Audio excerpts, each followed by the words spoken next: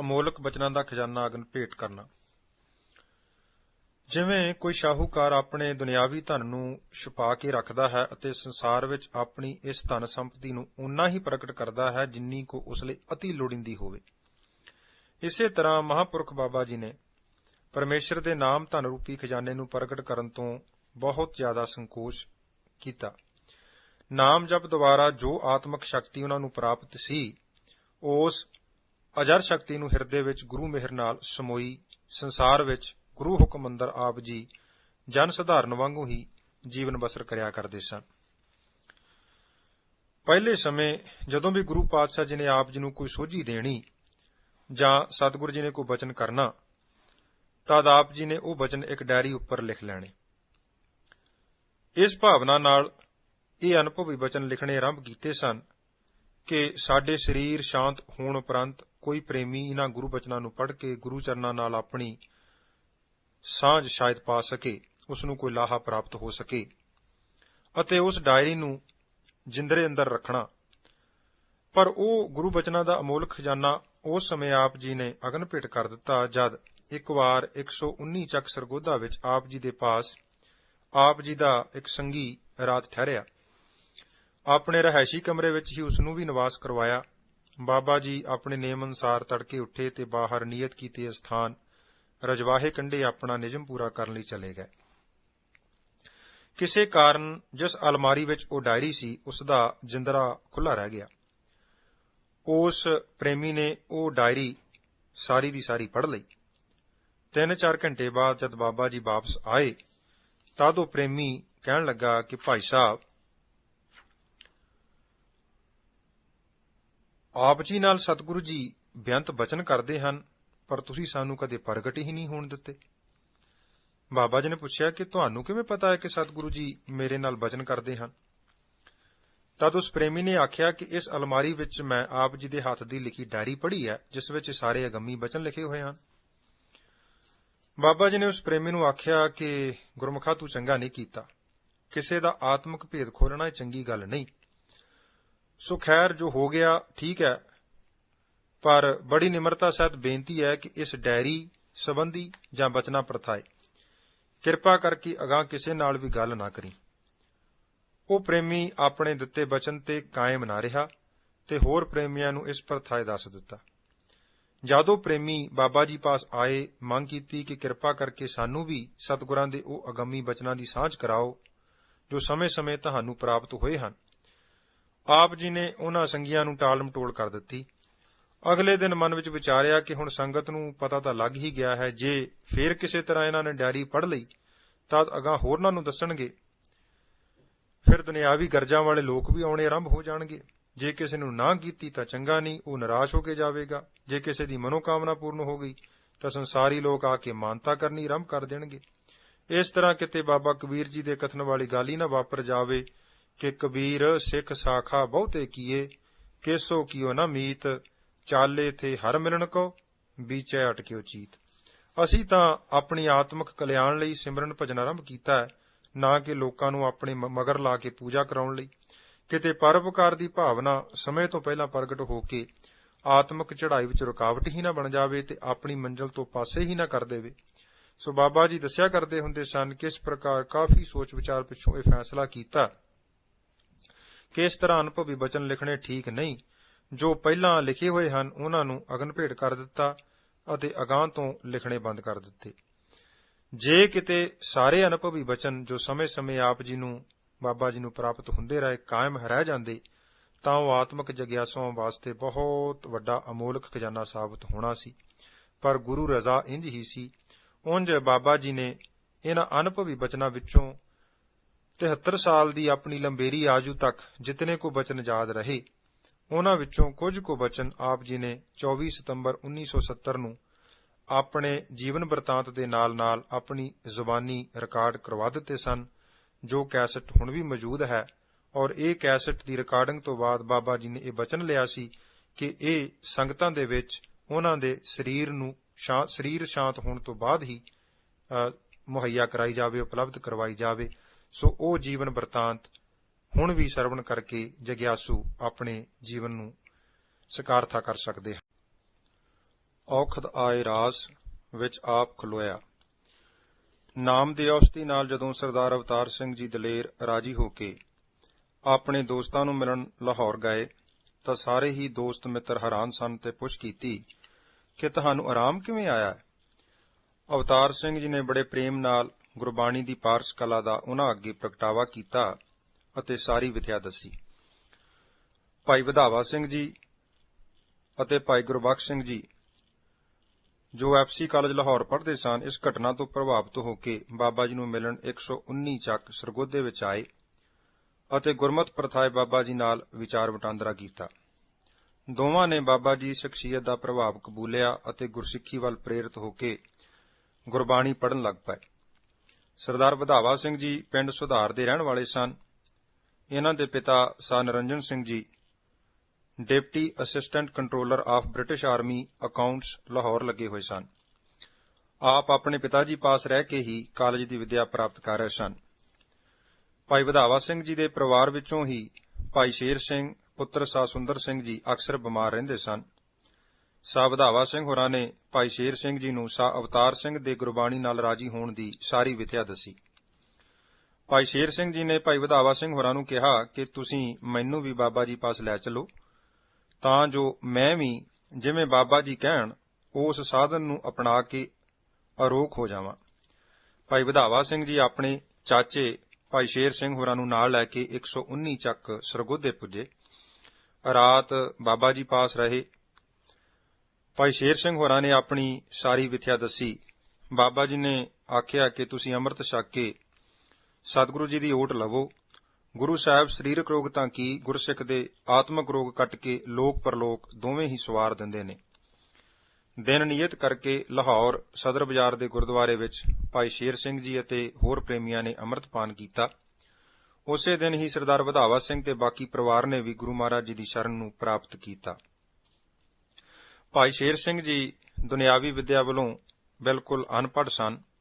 ਇਹਨਾਂ ਨੂੰ ਨਿਤਨੇਮ ਦੀ ਜਗ੍ਹਾ ਮੂਲ ਮੰਤਰ ਦੀਆਂ ਮਾਲਾ ਕਰਨ ਦਾ ਪੰਜਾਂ ਪਿਆਰਿਆਂ ਵੱਲੋਂ ਹੁਕਮ ਮਿਲਿਆ ਅਤੇ ਸਰੀਰਕ ਅਰੋਗਤਾ ਲਈ ਗੁਰੂ ਘਰ ਵਿੱਚ ਝਾੜੂ ਫੇਰਨ ਦੀ ਸੇਵਾ ਲਾਈ ਗਈ। ਭਾਈ ਸ਼ੇਰ ਸਿੰਘ ਹੋਰੀ ਥੋੜੇ ਦਿਨ ਲਾਹੌਰ ਰਹਿਣ ਉਪਰੰਤ ਵਾਪਸ ਆਪਣੇ ਨਗਰ ਸੁਧਾਰ ਜ਼ਿਲ੍ਹਾ ਲੁਧਿਆਣਾ ਵਿਖੇ ਆ ਕੇ ਪੰਜਾਂ ਪਿਆਰਿਆਂ ਪਾਸੋਂ ਮਿਲੀ ਸਿੱਖਿਆ ਨੂੰ ਪੂਰਨ ਤੌਰ ਤੇ ਜੀਵਨ ਵਿੱਚ ਘਟਾਉਣ ਦਾ ਯਤਨ ਕਰਨ ਲੱਗੇ। ਕਾਫੀ ਤੜਕੇ ਉੱਠ ਕੇ ਸਭ ਤੋਂ ਪਹਿਲਾਂ ਗੁਰਦੁਆਰਾ ਸਾਹਿਬ ਜਾ ਕੇ ਗੁਰੂ ਦਰਬਾਰ ਵਿੱਚ ਝਾੜੂ ਦੀ ਸੇਵਾ ਕਰਨੀ, ਉਪਰੰਤ ਉੱਥੇ ਹੀ ਬੈਠ ਕੇ ਮੂਲ ਮੰਤਰ ਦੀਆਂ ਮਾਲਾ ਜੋ ਨਿਤਨੇਮ ਦੇ ਰੂਪ ਵਿੱਚ ਪੰਜਾਂ ਪਿਆਰਿਆਂ ਵੱਲੋਂ ਹੁਕਮ ਸੀ ਉਹ ਪੂਰੀਆਂ ਕਰਦੇ। ਸਤਿਗੁਰੂ ਸ੍ਰੀ ਗੁਰੂ ਗ੍ਰੰਥ ਸਾਹਿਬ ਜੀ ਦਾ ਮੁੱਖ ਵਾਕ ਸਰਵਣ ਕਰਨ ਉਪਰੰਤ ਵਾਪਸ ਘਰ ਆ ਕੇ ਆਰਾਮ ਕਰਦੇ। ਲੰਮੇ ਪਿਆਂ ਵੀ ਗੁਰਮੰਤਰ ਦਾ ਜਾਪ ਕਰਨ ਦਾ ਯਤਨ ਕਰਦੇ। ਗੁਰੂ ਮਿਹਰ ਨਾਲ ਐਸੀ ਲਗਨ ਲੱਗੀ ਕਿ ਦੁਨਿਆਵੀ ਸਾਰੇ ਹੀ ਪਾਸੇ ਭੁੱਲ ਗਏ ਅਤੇ ਗੁਰਮੰਤਰ ਅਤੇ ਮੂਲ ਮੰਤਰ ਨਾਲ ਆਤਮਾ ਨੂੰ ਸੁਰ ਕਰ ਲਿਆ। 6 ਮਹੀਨੇ ਬਾਅਦ ਤੜਕਸਾਰ ਸ੍ਰੀ ਗੁਰੂ ਗੋਬਿੰਦ ਸਿੰਘ ਜੀ ਨੇ ਭਾਈ ਸ਼ੇਰ ਸਿੰਘ ਹੋਰਾਂ ਨੂੰ ਦਰਸ਼ਨ ਦਿੱਤੇ ਤੇ ਬਚਨ ਕੀਤਾ ਕਿ ਸ਼ੇਰ ਸਿੰਘ ਲੁਧਿਆਣੇ ਪੁਰਾਣੇ ਸ਼ਹਿਰ ਵਿੱਚ ਹਰਨਾਮ ਸਿੰਘ ਨਾਮ ਦਾ ਇੱਕ ਹਕੀਮ ਹੈ, ਉਸ ਪਾਸ ਚਲਿਆ ਜਾ, ਉਹ ਤੈਨੂੰ ਰਾਜੀ ਕਰੇਗਾ। ਦਿਨ ਦੇ ਚੜ੍ਹਾਅ ਨਾਲ ਪਰਿਵਾਰ ਵਿੱਚੋਂ ਕਿਸੇ ਨੂੰ ਨਾਲ ਲੈ ਕੇ ਆਪ ਜੀ ਸਤਿਗੁਰੂ ਜੀ ਵੱਲੋਂ ਦਿੱਤੇ ਸੰਕੇਤ ਅਨੁਸਾਰ ਪੁੱਛਦੇ ਪਛਾਉਂਦੇ ਉਸ ਹਕੀਮ ਪਾਸ ਪੁੱਜ ਗਏ। ਉਸ ਹਕੀਮ ਨੇ ਭਾਈ ਸ਼ੇਰ ਸਿੰਘ ਹੋਰਾਂ ਦੀ ਸਾਰੀ ਹਾਲਤ ਪੁੱਛ ਕੇ ਕੁਝ ਦਿਨਾਂ ਦੀ ਦਵਾਈ ਦਿੱਤੀ, ਜਿਸ ਨਾਲ ਆਪ ਜੀ ਰਾਜੀ ਹੋ ਗਏ। ਪਹਿਲਾਂ ਵੀ ਆਪ ਜੀ ਅਨੇਕਾਂ ਦਵਾਈਆਂ ਵਰਤ ਚੁੱਕੇ ਸਨ, ਜਿਨ੍ਹਾਂ ਨਾਲ ਭੋਰਾ ਜਿੰਨਾ ਵੀ ਫਰਕ ਨਹੀਂ ਸੀ ਪਿਆ, ਪਰ ਇਹ ਤਾਂ ਮੇਰੇ ਸਤਿਗੁਰ ਦੀ ਮਿਹਰ ਦ੍ਰਿਸ਼ਟੀ ਸੀ। ਜਿਵੇਂ ਗੁਰੂ ਵਾਕ ਹੈ ਕਿ ਔਖਦ ਕਰ ਥਾਕੀ ਬਹੁ ਤੇਰੇ, ਕਿਉਂ ਦੁੱਖ ਚੂਕੈ ਬਿਨ ਗੁਰ ਮੇਰੇ। ਇਹ ਤਾਂ ਔਖਦ ਆਏ ਰਾਸ ਵਿੱਚ ਆਪ ਖਲੋਇਆ। ਸਤਿਗੁਰੂ ਜੀ ਨੇ ਤਾਂ ਦਵਾਈ ਦਾ ਬਹਾਨਾ ਹੀ ਬਣਾਉਣਾ ਸੀ, ਆਰਾਮ ਤਾਂ ਉਹਨਾਂ ਦੀ ਦ੍ਰਿਸ਼ਟੀ ਨਾਲ ਪਹਿਲਾਂ ਹੀ ਆ ਚੁੱਕਾ ਸੀ। ਇਸ ਤੋਂ ਪਿੱਛੋਂ ਭਾਈ ਸ਼ੇਰ ਸਿੰਘ ਹੋਰਾਂ ਦਾ ਗੁਰੂ ਮਹਾਰਾਜ ਜੀ ਉੱਪਰ ਅਥਾਹ ਵਿਸ਼ਵਾਸ ਵੱਜ ਗਿਆ। ਗੁਰੂ ਮਿਹਰ ਨਾਲ ਸਰੀਰ ਅਰੋਗ ਹੋ ਚੁੱਕਾ ਸੀ। ਜਿੱਥੇ ਆਪ ਜੀ ਪੂਰਨ ਤਨਦੇਹੀ ਨਾਲ ਜ਼ਿਮੀਂਦਾਰੇ ਦੇ ਕਾਰਜ ਕਰਦੇ, ਉੱਥੇ ਨਾਲੋਂ ਨਾਲ ਊਠਤ ਬੈਠਤ ਸੋਵਤ ਧਿਆਈਐ, ਮਾਰਗ ਚਲਤ ਹਰੈ ਹਰ ਗਾਈਐ ਦੀ ਲਾਹੇਬੰਦੀ ਕਾਰ ਕਰਦੇ ਤੇ ਹਮੇਸ਼ਾ ਜਾਚਨਾ ਕਰਦੇ ਕਿ ਹੇ ਸਤਿਗੁਰੂ ਜੀ, ਵਿਸਰ ਨਾਹੀ ਦਾਤਾਰ, ਆਪਣਾ ਨਾਮ ਦੇਹੁ, ਗੁਣ ਗਾਵਾਂ ਦਿਨ ਰਾਤ, ਨਾਨਕ ਚਾਉ ਇਹੋ। ਆਪ ਜੀ ਸੰਸਾਰਕ ਜ਼ਿੰਮੇਵਾਰੀਆਂ ਪੂਰੀਆਂ ਕਰਦੇ, ਪਰ ਮਨ ਤਾਂ ਹੁਣ ਕਾਹੇ ਏਕ ਬਿਨਾ ਚਿਤ ਲਾਈਐ, ਊਠਤ ਬੈਠਤ ਸੋਭਤ ਜਾਗਤ, ਸਦਾ ਸਦਾ ਹਰ ਧਿਆਈਐ ਦਾ ਧਾਰਨੀ ਬਣ ਕੇ ਨਾਮ ਦੀ ਰਾਸ ਇਕੱਠੀ ਕਰਨ ਲਈ ਹਰ ਸਮੇਂ ਤਤਪਰ ਰਹਿੰਦਾ। ਨਾਮ ਸਿਮਰਨ ਦੀ ਕਾਰ ਨੂੰ ਕਰਦਿਆਂ ਆਪ ਜੀ ਦੀ ਆਤਮਿਕ ਅਵਸਥਾ ਕਾਫੀ ਉਚੇਰੀ ਹੋ ਚੁੱਕੀ ਸੀ, ਪਰ ਫਿਰ ਵੀ ਗੁਰੂ ਦਰਬਾਰ ਵਿੱਚ ਝਾੜੂ ਦੀ ਸੇਵਾ ਨੂੰ ਆਪ ਨੇ ਨਿਰੰਤਰ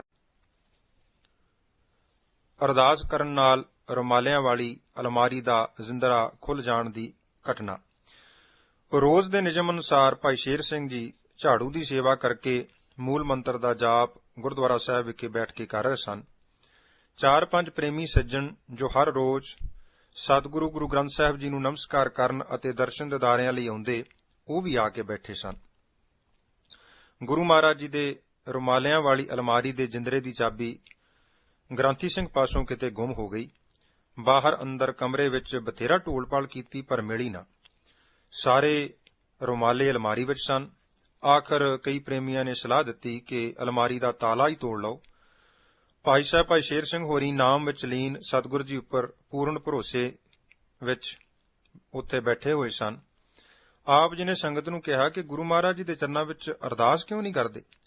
ਅਰਦਾਸ ਵਿੱਚ ਬੜੀ ਵੱਡੀ ਸ਼ਕਤੀ ਹੈ। ਮੈਨੂੰ ਯਕੀਨ ਹੈ ਕਿ ਅਰਦਾਸ ਕਰਨ ਨਾਲ ਤਾਲਾ ਖੁੱਲ ਜਾਵੇਗਾ।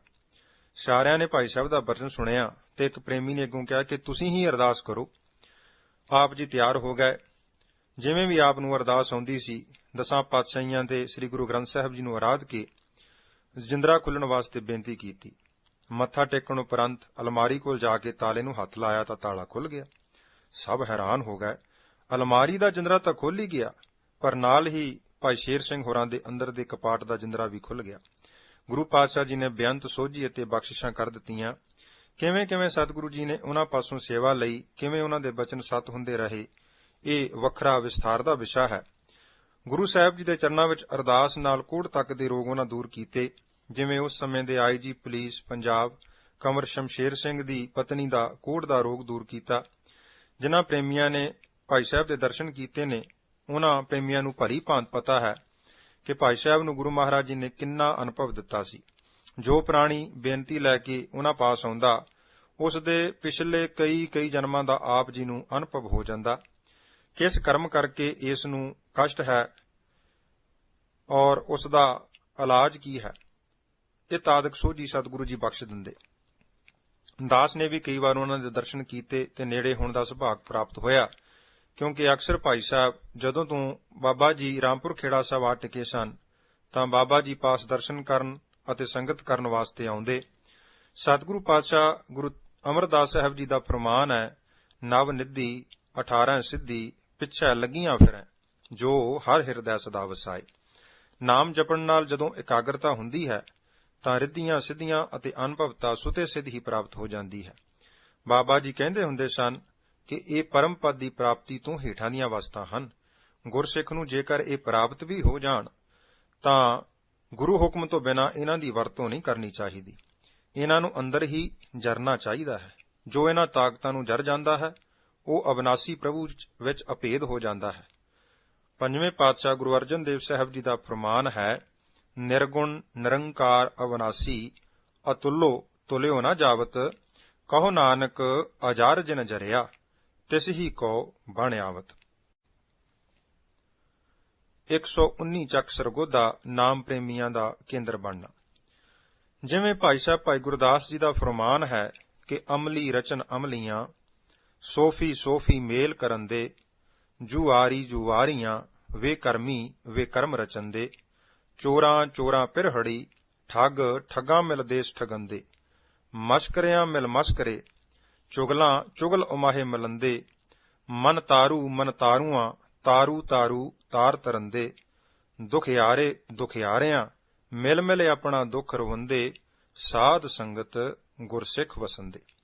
ਕੁਦਰਤ ਦਾ ਨਿਯਮ ਹੈ, ਜਿੱਥੇ ਫੁੱਲ ਹੁੰਦਾ ਹੈ ਉਸ ਦੀ ਖੁਸ਼ਬੂ ਪ੍ਰਾਪਤ ਕਰਨ ਵਾਸਤੇ ਭੌਰੇ ਦੂਰ ਦੂਰ ਤੋਂ ਉਡਾਰੀਆਂ ਮਾਰ ਕੇ ਪੁੱਜ ਜਾਂਦੇ ਹਨ ਅਤੇ ਸੁਗੰਧੀ ਪ੍ਰਾਪਤ ਕਰਕੇ ਆਪਣੀ ਤ੍ਰਿਪਤੀ ਕਰਦੇ ਹਨ।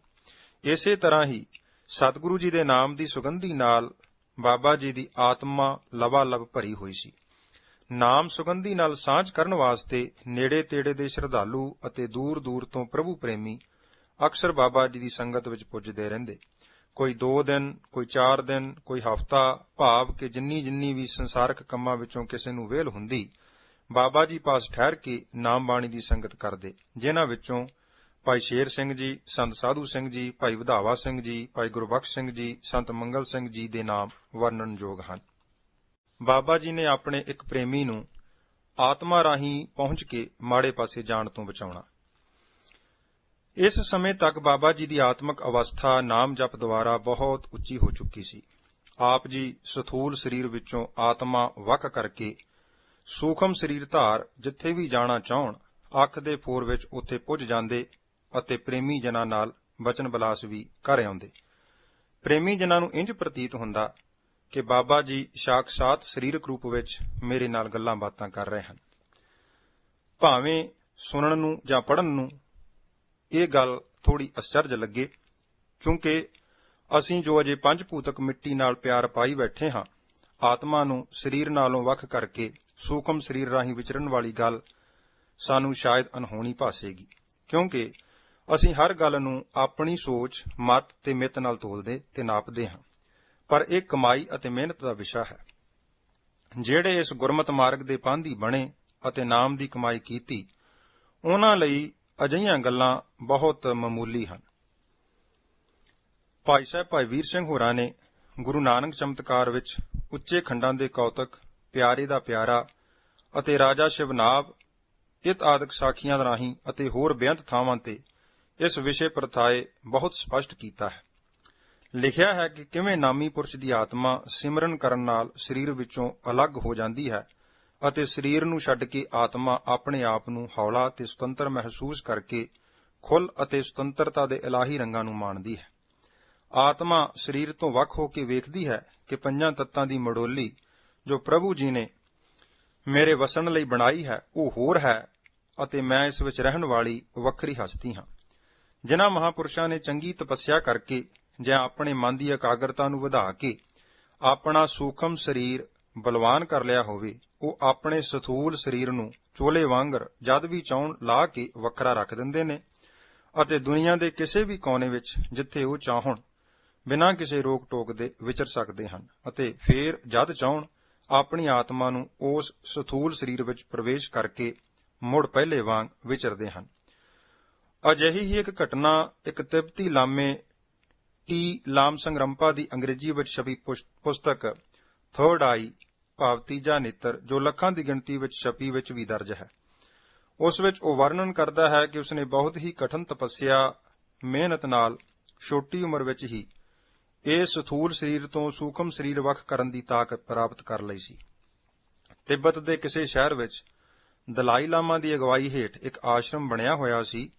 ਇਹ ਲਾਮਸੰਗ 8 ਕੁ ਵਰ੍ਹਿਆਂ ਦਾ ਹੀ ਸੀ ਜਦੋਂ ਉਹ ਆਸ਼ਰਮ ਦੇ ਚੋਟੀ ਦੇ ਜੋਗੀਸ਼ਵਰਾਂ ਨੇ ਇਸ ਨੂੰ ਪਰਖ ਕੇ ਆਸ਼ਰਮ ਦੇ ਮੁਖੀ ਵਜੋਂ ਚੁਣ ਲਿਆ ਤੇ ਕਈ ਮਹੀਨਿਆਂ ਦੇ ਸਖਤ ਯੋਗ ਅਭਿਆਸ ਨਾਲ ਇਸ ਨੂੰ ਕਾਫੀ ਨਿਪੁੰਨ ਬਣਾ ਦਿੱਤਾ। ਉਹ ਲਿਖਦਾ ਹੈ ਕਿ ਇੱਕ ਦਿਨ ਮੈਂ ਗੁਫਾ ਵਿੱਚ ਸਮਾਧੀ ਲਗਾਈ, ਧਿਆਨ ਮਗਨ ਸਾਂ ਕਿ ਮੈਂ ਆਪਣੇ ਸਥੂਲ ਸਰੀਰ ਨੂੰ ਉੱਥੇ ਹੀ ਛੱਡ ਦਿੱਤਾ ਅਤੇ ਸੂਖਮ ਸਰੀਰ ਨਾਲ ਉਸ ਗੁਫਾ ਚੋਂ ਨਿਕਲ ਕੇ ਸਾਰੇ ਤਿੱਬਤ ਦੀ ਸੈਰ ਕੀਤੀ। ਇੱਕ ਅਣਦਿਸ ਸੂਖਮਤਾਰ ਨਾਲ ਮੇਰੇ ਸੂਖਮ ਅਤੇ ਸਥੂਲ ਸਰੀਰ ਦਾ ਆਪਸੀ ਸੰਬੰਧ ਬਣਿਆ ਰਿਹਾ। ਕੁਝ ਚਿਰ ਇਸੇ ਪ੍ਰਕਾਰ ਦੁਨੀਆ ਦਾ ਰੰਗ ਦੇਖ ਕੇ ਮੈਂ ਫੇਰ ਗੁਫਾ ਵਿੱਚ ਪਏ ਆਪਣੇ ਸਥੂਲ ਸਰੀਰ ਵਿੱਚ ਜਾ ਪ੍ਰਵੇਸ਼ ਕੀਤਾ। ਇੱਥੇ ਹੀ ਬਸ ਨਹੀਂ, ਇੱਕ ਹੋਰ ਯੋਗੀ ਪਰਮਹੰਸ ਯੋਗਾਨੰਦ ਨੇ ਆਪਣੀ ਸਵੈ ਜੀਵਨੀ ਲਿਖੀ ਹੈ, ਜੋ ਕਿ ਆਟੋਬਾਇਓਗ੍ਰਾਫੀ ਆਫ ਯੋਗੀ ਦੇ ਨਾਂ ਹੇਠ ਅਮਰੀਕਾ ਵਿੱਚ ਛਪੀ ਸੀ। ਅਜਿਹੀਆਂ ਸਥੂਲ ਸਰੀਰ ਤੋਂ ਸੂਖਮ ਸਰੀਰ ਅਲੱਗ ਕਰਕੇ ਦੁਨੀਆ ਵਿੱਚ ਵਿਚਰਨ ਦੀਆਂ ਕਈ ਘਟਨਾਵਾਂ ਉਸ ਯੋਗੀ ਨੇ ਉਸ ਵਿੱਚ ਲਿਖੀਆਂ ਹਨ। ਗੱਲ ਤਾਂ ਸਿਰਫ ਮਨ ਨੂੰ ਪੂਰਨ ਇਕਾਗਰ ਕਰਨ ਦੀ ਹੈ। ਨਾਮੀ ਪੁਰਸ਼ ਲਈ ਅਜਿਹੀਆਂ ਹਾਲਤਾਂ ਵਿੱਚ ਵਿਚਰ ਜਾਣਾ ਬਹੁਤ ਹੀ ਮਾਮੂਲੀ ਗੱਲ ਹੈ, ਕਿਉਂਕਿ ਪਰਮੇਸ਼ਰ ਪ੍ਰਾਪਤੀ ਤੋਂ ਤਾਂ ਇਹ ਬਹੁਤ ਹੇਠਲੀਆਂ ਅਵਸਥਾ ਹਨ। ਸੋ ਹੁਣ ਤੱਕ ਬਾਬਾ ਜੀ ਦੀ ਆਤਮਿਕ ਅਵਸਥਾ ਵੀ ਬਹੁਤ ਬਲਵਾਨ ਹੋ ਚੁੱਕੀ ਸੀ। ਇੱਕ ਸਮੇਂ ਸ਼ਾਮ ਦਾ ਵਕਤ ਸੀ। ਬਾਬਾ ਜੀ ਆਪਣੇ ਰਿਹਾਇਸ਼ੀ ਕਮਰੇ ਵਿੱਚ ਸੋਦਰ ਦਾ ਪਾਠ ਕਰਕੇ ਸਿਮਰਨ ਕਰ ਰਹੇ ਸਨ ਕਿ ਬਾਬਾ ਜੀ ਦਾ ਧਿਆਨ ਅਚਾਨਕ ਆਪਣੇ ਨਿਕਟਵਰਤੀ ਪ੍ਰੇਮੀ ਵੱਲ ਗਿਆ। ਇੱਥੇ ਉਸ ਦਾ ਨਾਮ ਦੱਸਣਾ ਵਾਜਬ ਨਹੀਂ। ਸੋ ਧਿਆਨ ਵਿੱਚ ਬਾਬਾ ਜੀ ਨੇ ਦੇਖਿਆ ਕਿ ਉਹ ਪ੍ਰੇਮੀ ਆਚਰਣ ਤੋਂ ਡਿੱਗਣ ਵਾਸਤੇ ਘਰੋਂ ਤੁਰ ਪਿਆ ਹੈ ਅਤੇ ਮਨ ਵਿੱਚ ਕਾਮ ਪੂਰਤੀ ਦਾ ਫੁਰਨਾ ਕਾਫੀ ਪ੍ਰਬਲ ਹੈ। ਬਾਬਾ ਜੀ ਨੇ ਸੋਚਿਆ ਕਿ ਜੇਕਰ ਕੋਈ ਯਤਨ ਨਾ ਕੀਤਾ ਗਿਆ ਤਾਂ ਹੋ ਸਕਦਾ ਹੈ ਕਿ ਗੁਰੂ ਵਾਕ ਅਨੁਸਾਰ ਨਿਮਕ ਕਾਮ ਸਵਾਦ ਕਾਰਨ ਕੋਟ ਦਿਨਸ ਦੁਖ ਪਾਵੈ, ਅਤੇ ਇਹ ਭੈੜਾ ਫੁਰਨਾ ਜੋ ਸਾਕਾਰ ਹੋਣ ਲਈ ਇਹ ਗੁਰਮੁਖ ਪਿਆਰਾ ਸਰੀਰ ਨੂੰ ਲੈ ਤੁਰਿਆ ਹੈ, ਪਤਾ ਨਹੀਂ ਇਸ ਨੂੰ ਕਿਸ ਖੂਹ ਖਾਤੇ ਵਿੱਚ ਸੁੱਟ ਦੇਵੇ। ਸਾਡਾ ਮੁਹੱਬਤੀ ਹੈ, ਸੋ ਸਾਡਾ ਵੀ ਫਰਜ਼ ਬਣਦਾ ਹੈ ਕਿ ਇਸ ਦਾ ਬਚਾਓ ਕਰੀਏ। ਗੁਰੂ ਚਰਨਾਂ ਵਿੱਚ ਬੇਨਤੀ ਕੀਤੀ ਅਤੇ ਸੂਖਮ ਸਰੀਰ ਨਾਲ, ਜੋ ਆਤਮਾ ਸਥੂਲ ਸਰੀਰ ਤੋਂ ਵੱਖ ਕਰਕੇ ਬਣਿਆ ਸੀ, ਸਰਗੋਧੇ ਤੋਂ ਲਾਹੌਰ ਪੁੱਜ ਕੇ ਉਸ ਸੜਕ ਤੇ ਉਸ ਪ੍ਰੇਮੀ ਨੂੰ ਅੱਗੇ ਹੋ ਮਿਲੇ, ਜਿਸ ਸੜਕ ਤੇ ਉਹ ਪ੍ਰੇਮੀ ਵਾਹੋ ਉਦਾਹੀ ਬੁਰੀ ਪ੍ਰੇਰਨਾ ਅਧੀਨ ਤੁਰਿਆ ਜਾ ਰਿਹਾ ਸੀ। ਬਾਬਾ ਜੀ ਨੇ ਜਾ ਪੁੱਛਿਆ, ਭਾਈ ਜੀ ਕਿੱਧਰ ਚੱਲੇ ਹੋ? ਅਸੀਂ ਤਾਂ ਤੁਹਾਨੂੰ ਮਿਲਣ ਆਏ ਸੀ। ਬਾਬਾ ਜੀ ਨੂੰ ਸਾਹਮਣੇ ਤੱਕ ਕੇ ਤੇ ਬਚਨ ਸੁਣ ਕੇ ਸਰੀਰ ਪਾਣੀਓਂ ਪਾਣੀ ਹੋ ਗਿਆ ਅਤੇ ਭੈੜੇ ਫੁਰਨੇ ਉੱਪਰ ਪਾਣੀ ਫਿਰ ਗਿਆ। ਉਹ ਪ੍ਰੇਮੀ ਬਾਬਾ ਜੀ ਨਾਲ ਵਾਪਸ ਘਰ ਨੂੰ ਟੁਰ ਪਿਆ। ਜਦੋਂ ਘਰ ਦੇ ਨਜ਼ਦੀਕ ਪੁੱਜੇ ਤਾਂ ਉਹ ਪ੍ਰੇਮੀ ਅੱਗੇ ਪਿੱਛੇ ਤੱਕੇ, ਪਰ ਮਹਾਂਪੁਰਖ ਤਾਂ ਆਪਣਾ ਫਰਜ਼ ਨਿਭਾ ਕੇ ਵਾਪਸ ਆਪਣੇ ਪੰਜ ਭੂਤਕ ਸਥੂਲ ਸਰੀਰ ਵਿੱਚ ਸਰਗੋਧੇ ਜਾ ਚੁੱਕੇ ਸਨ। ਮਨ ਵਿੱਚੋਂ ਭੈੜਾ ਫੁਰਨਾ ਤਾਂ ਦਰਸ਼ਨਾਂ ਨਾਲ ਹੀ ਨਿਕਲ ਚੁੱਕਾ ਸੀ, ਹੁਣ ਤਾਂ ਪਛਤਾਵਾ ਹੀ ਮਨ ਨੂੰ ਲਾਂਘਤਾ ਪਾ ਰਿਹਾ ਸੀ। ਘਰ ਆਰਾਮ ਕੀਤਾ। ਅਗਲੇ ਦਿਨ ਉਹ ਪ੍ਰੇਮੀ ਲਾਹੌਰ ਤੋਂ ਚੱਲ ਕੇ ਸਰਗੋਧੇ ਬਾਬਾ ਜੀ ਪਾਸ ਖਿਮਾ ਜਾਚਨਾ ਵਾਸਤੇ ਪੁੱਜਾ। ਬਾਬਾ ਜੀ ਨੇ ਗੁਰੂ ਸਿੱਖਿਆ ਨੂੰ ਹਿਰਦੇ ਵਿੱਚ ਦ੍ਰਿੜ ਕਰਨ ਲਈ ਪ੍ਰੇਰਨਾ ਦਿੱਤੀ ਤੇ ਕਿਹਾ ਕਿ ਅਗਾਂਹ ਤੋਂ ਕੋਈ ਐਸਾ ਭੈੜਾ ਸੰਕਲਪ ਜੇਕਰ ਬਣੇ ਵੀ ਤਾਂ ਉਸ ਵੇਲੇ ਹੀ ਸਤਿਗੁਰੂ ਜੀ ਨੂੰ ਹਾਜ਼ਰ ਨਾਜ਼ਰ ਜਾਣ ਕੇ ਕਿ ਸਾਡਾ ਗੁਰੂ ਸਦ ਸੁਣਦਾ, ਸਦ ਵੇਖਦਾ, ਅੰਤਰਜਾਮੀ ਹੈ, ਉਸ ਅੱਗੇ ਅਰਦਾਸ ਕਰਨੀ। ਜੋ ਵੀ ਆਪਾਂ ਮਾੜੇ ਜਾਂ ਚੰਗੇ ਕਰਮ ਕਰਦੇ ਹਾਂ, ਸਾਡੇ ਸਾਰੇ ਹੀ ਕੀਤੇ ਕਰਮਾਂ ਨੂੰ ਉਹ ਪ੍ਰਤੱਖ ਵੇਖਦਾ ਹੈ। ਅੰਦਰ ਕਮਾਣਾ ਸਰ ਭਰ ਉਗੜੈ, ਭਾਵੇਂ ਕੋਈ ਬਹਿ ਧਰਤੀ ਵਿੱਚ ਕਮਾਈ। ਉਹ ਤਾਂ ਘਟ ਘਟ ਕੇ ਅੰਤਰ ਕੀ ਜਾਣਤ, ਭਲੇ ਬੁਰੇ ਕੀ ਪੀਰ ਪਛਾਨਤ। ਮਨੁੱਖ ਮਾੜਾ ਕਰਮ ਉਸ ਵੇਲੇ ਕਰਦਾ ਹੈ ਜਦੋਂ ਇਹ ਜਾਣੇ ਕਿ ਉਸ ਨੂੰ ਕੋਈ ਵੇਖਦਾ ਨਹੀਂ, ਪਰ ਜੇ ਮਨ ਵਿੱਚ ਸਤਿਗੁਰੂ ਜੀ ਦਾ ਫਰਮਾਨ ਯਾਦ ਆ ਜਾਵੇ ਕਿ ਲੂਕ ਕਮਾਵੇ ਕਿਸ ਤੇ, ਜਾਂ ਵੇਖੈ ਸਦਾ ਹਦੂਰ, ਥਾਨ ਤਨੰਤਰ ਰਵ ਰਹਿਆ ਪ੍ਰਭ ਮੇਰਾ ਭਰਪੂਰ, ਫਿਰ ਇਹ ਜੀਵ ਮਾੜੇ ਕਰਮ ਤੋਂ ਬਚ ਸਕਦਾ ਹੈ। ਅਤੇ ਅਨਕ ਪੜਦੇ ਮੈਂ ਕਮਾਵੈ ਵਿਕਾਰ, ਖਿਨਮੈ ਪ੍ਰਗਟ ਹੋਏ ਸੰਸਾਰ ਦਾ ਗਿਆਨ ਮਨ ਵਿੱਚ ਜੇ ਆ ਜਾਵੇ ਤਦ ਇਹ ਜੀਵ ਮਾੜੇ ਕਰਮਾਂ ਤੋਂ ਪਿੱਛਾ ਛੁਡਾ ਸਕਦਾ ਹੈ। ਮਾੜੇ ਕਰਮ ਮਨੁੱਖ ਨੂੰ ਜਨਮਾਂ ਦੇ ਗੇੜ ਵਿੱਚ ਪਾ ਦਿੰਦੇ ਹਨ। ਜੀਵ ਗੁਰੂ ਦਰ ਅਰਦਾਸ ਹੀ ਕਰਦਾ ਰਹੇ ਤਦ ਸਤਿਗੁਰੂ ਜੀ ਰਹਿਮ ਕਰ ਦਿੰਦੇ ਹਨ। ਗੁਰੂ ਪਾਤਸ਼ਾਹ ਜੀ ਦਾ ਹੁਕਮ ਵੀ ਹੈ, ਜੋ ਗੁਰੂ ਅਰਜਨ ਦੇਵ ਸਾਹਿਬ ਪਾਤਸ਼ਾਹ ਜੀ ਨੇ ਪੰਨਾ 519 ਤੇ ਗੁਰੂ ਗ੍ਰੰਥ ਸਾਹਿਬ ਵਿੱਚ ਦਰਜ ਕੀਤਾ ਹੈ ਕਿ ਜੀ ਕੀ ਬਿਰਥਾ ਹੋਏ ਸੋ ਗੁਰ ਪੈ ਅਰਦਾਸ ਕਰ, ਛੋੜ ਸਿਆਣਪ ਸਗਲ ਮਨ ਤਨ ਅਰਪ ਧਰ। ਆਪਾ ਸਮਰਪਿਤ ਕਰਕੇ ਸੱਚੇ ਦਿਲੋਂ ਕੀਤੀ ਅਰਦਾਸ ਨਾਲ ਸਰਬ ਕਾਰਜ ਰਾਸ ਹੁੰਦੇ ਹਨ ਅਤੇ ਮਨੁੱਖ ਗੁਰੂ ਕਿਰਪਾ ਦਾ ਪਾਤਰ ਬਣ ਜਾਂਦਾ ਹੈ। ਇਸ ਪ੍ਰਕਾਰ ਬਾਬਾ ਜੀ ਪਾਸੋਂ ਇਹ ਗੁਰ ਉਪਦੇਸ਼ ਸੁਣ ਕੇ ਉਸ ਪ੍ਰੇਮੀ ਨੇ ਪਿਛਲਾ ਪਛਤਾਵਾ ਕੀਤਾ ਅਤੇ ਅਗਾਂਹ ਤੋਂ ਸਾਵਧਾਨ ਹੋ ਕੇ ਗੁਰੂ ਆਸ਼ੇ ਅਨੁਸਾਰ ਜੀਵਨ ਜੀਣ ਲਈ ਵਚਨਬੱਧ ਹੋਇਆ। ਅਜਿਹੀ ਹੀ ਇੱਕ ਹੋਰ ਘਟਨਾ ਜੋ ਕਰੀਬਨ 1953 ਦੇ ਨਜ਼ਦੀਕ ਦੀ ਹੈ। ਉਹ ਘਟਨਾ ਇਸ ਪ੍ਰਕਾਰ ਹੈ ਕਿ ਇੱਕ ਗੁਰਮੁਖ ਪਰਿਵਾਰ ਜੋ ਬਾਬਾ ਜੀ ਦਾ ਸੰਗਤੀ ਸੀ, ਜਲੰਧਰ ਮਾਡਲ ਟਾਊਨ ਵਿੱਚ ਰਹਿੰਦਾ ਸੀ। ਉਹਨਾਂ ਦੇ 3 ਬੱਚੇ ਸਨ, 2 ਲੜਕੇ ਅਤੇ 1 ਲੜਕੀ। ਉਹਨਾਂ ਨੇ ਆਪਣੇ ਇੱਕ ਭੁਚੰਗੀ ਦਾ ਵਿਆਹ ਇੰਗਲੈਂਡ ਵਿੱਚ ਕਰ ਦਿੱਤਾ। ਸਰਦਾਰਾਂ ਦੇ ਘਰ ਦਾ ਹੋਣ ਕਾਰਨ ਉਸ ਬੱਚੇ ਨੇ ਹੱਥੀਂ ਬਹੁਤਾ ਕੰਮਕਾਰ ਕੀਤਾ ਨਹੀਂ ਸੀ, ਪਰ ਵਿਦੇਸ਼ ਜਾ ਕੇ ਕਾਫੀ ਮਿਹਨਤ ਕਰਨੀ ਪਈ। ਦੂਸਰਾ, ਘਰਦਿਆਂ ਦੇ ਪਿਆਰ ਦੀ ਘਾਟ ਕਾਰਨ ਉਸ ਲੜਕੇ ਦਾ ਮਨ ਇੰਗਲੈਂਡ 'ਚੋਂ ਉਪਰਾਮ ਹੋ ਗਿਆ ਤੇ ਉਸਨੇ ਆਪਣੀ ਮਾਤਾ ਨੂੰ ਪੱਤਰ ਪਾਇਆ ਕਿ ਮੈਂ ਇਸ ਮੁਲਕ ਤੋਂ ਜਲਦੀ ਵਾਪਸ ਆ ਰਿਹਾ ਹਾਂ ਕਿਉਂਕਿ ਇੱਥੇ ਮੇਰਾ ਮਨ ਨਹੀਂ ਲੱਗਦਾ। ਇਹ ਪੱਤਰ ਲੈ ਕੇ ਉਸ ਗੁਰਮੁਖ ਪਿਆਰੇ ਦੀ ਮਾਤਾ ਬੀਬੀ ਜੀ ਬਾਬਾ ਜੀ ਪਾਸ ਆਏ ਤੇ ਪੱਤਰ ਸੁਣਾਇਆ। ਨਾਲ ਹੀ ਬੇਨਤੀ ਕੀਤੀ ਕਿ ਬੜੇ ਯਤਨਾਂ ਨਾਲ ਅਸੀਂ ਇਸ ਨੂੰ ਬਾਹਰ ਭੇਜਿਆ ਹੈ, ਉੱਥੇ ਇਸ ਦਾ ਮਨ ਨਹੀਂ ਲੱਗਦਾ ਤੇ ਵਾਪਸ ਆ ਜਾਣ ਬਾਰੇ ਪੱਤਰ ਲਿਖਿਆ ਹੈ। ਜੇਕਰ ਉਹ ਵਾਪਸ ਆ ਗਿਆ ਤਦ ਉਸ ਦੀ ਘਰਵਾਲੀ ਨੂੰ ਵੀ ਇੱਧਰ ਹੀ ਆਉਣਾ ਪਵੇਗਾ ਤੇ ਜੇ ਉਹ ਇੱਧਰ ਨਾ ਆਈ ਤਦ ਸਾਰਾ ਪਰਿਵਾਰ ਉਲਝਣ ਵਿੱਚ ਪੈ ਜਾਵੇਗਾ। ਸੋ ਕਿਰਪਾ ਕਰਕੇ ਆਪ ਜੀ ਕੋਈ ਉਪਾਅ ਕਰਨ ਦੀ ਖੇਚਲ ਕਰੋ। ਬਾਬਾ ਜੀ ਕਹਿਣ ਲੱਗੇ ਕਿ ਬੀਬੀ ਤੁਸੀਂ ਉਦਾਸ ਨਾ ਹੋਵੋ, ਸਤਿਗੁਰੂ ਸ੍ਰੀ ਗੁਰੂ ਗ੍ਰੰਥ ਸਾਹਿਬ ਜੀ ਦੇ ਚਰਨਾਂ ਵਿੱਚ ਅਰਦਾਸ ਬੇਨਤੀ ਭਾਵਨਾ ਸਹਿਤ ਕਰੋ, ਕਿਉਂਕਿ ਸਤਿਗੁਰੂ ਜੀ ਜਾਗਦੀ ਜੋਤ 10 ਪਾਤਸ਼ਾਹੀਆਂ ਦਾ ਪ੍ਰਤੱਖ ਸਰੂਪ ਹਨ। ਸੋ ਦੂਸਰੇ ਹਰ ਰੋਜ਼ ਆਪਣੇ ਨਿਤਨੇਮ ਤੋਂ ਇਲਾਵਾ ਜਪਜੀ ਸਾਹਿਬ ਦੇ 5 ਪਾਠ ਪ੍ਰੇਮ ਨਾਲ ਕਰਕੇ ਬੱਚੇ ਦੇ ਨਿਮਿਤ ਅਰਦਾਸ ਕਰਿਆ ਕਰੋ, ਸਤਿਗੁਰੂ ਕਿਰਪਾ ਕਰਨਗੇ। ਸੋ ਬੀਬੀ ਨੇ ਬਚਨ ਮੰਨ ਕੇ ਗੁਰੂ ਚਰਨਾਂ ਵਿੱਚ ਅਰਦਾਸ ਕੀਤੀ ਤੇ ਵਾਪਸ ਚਲੀ ਗਈ।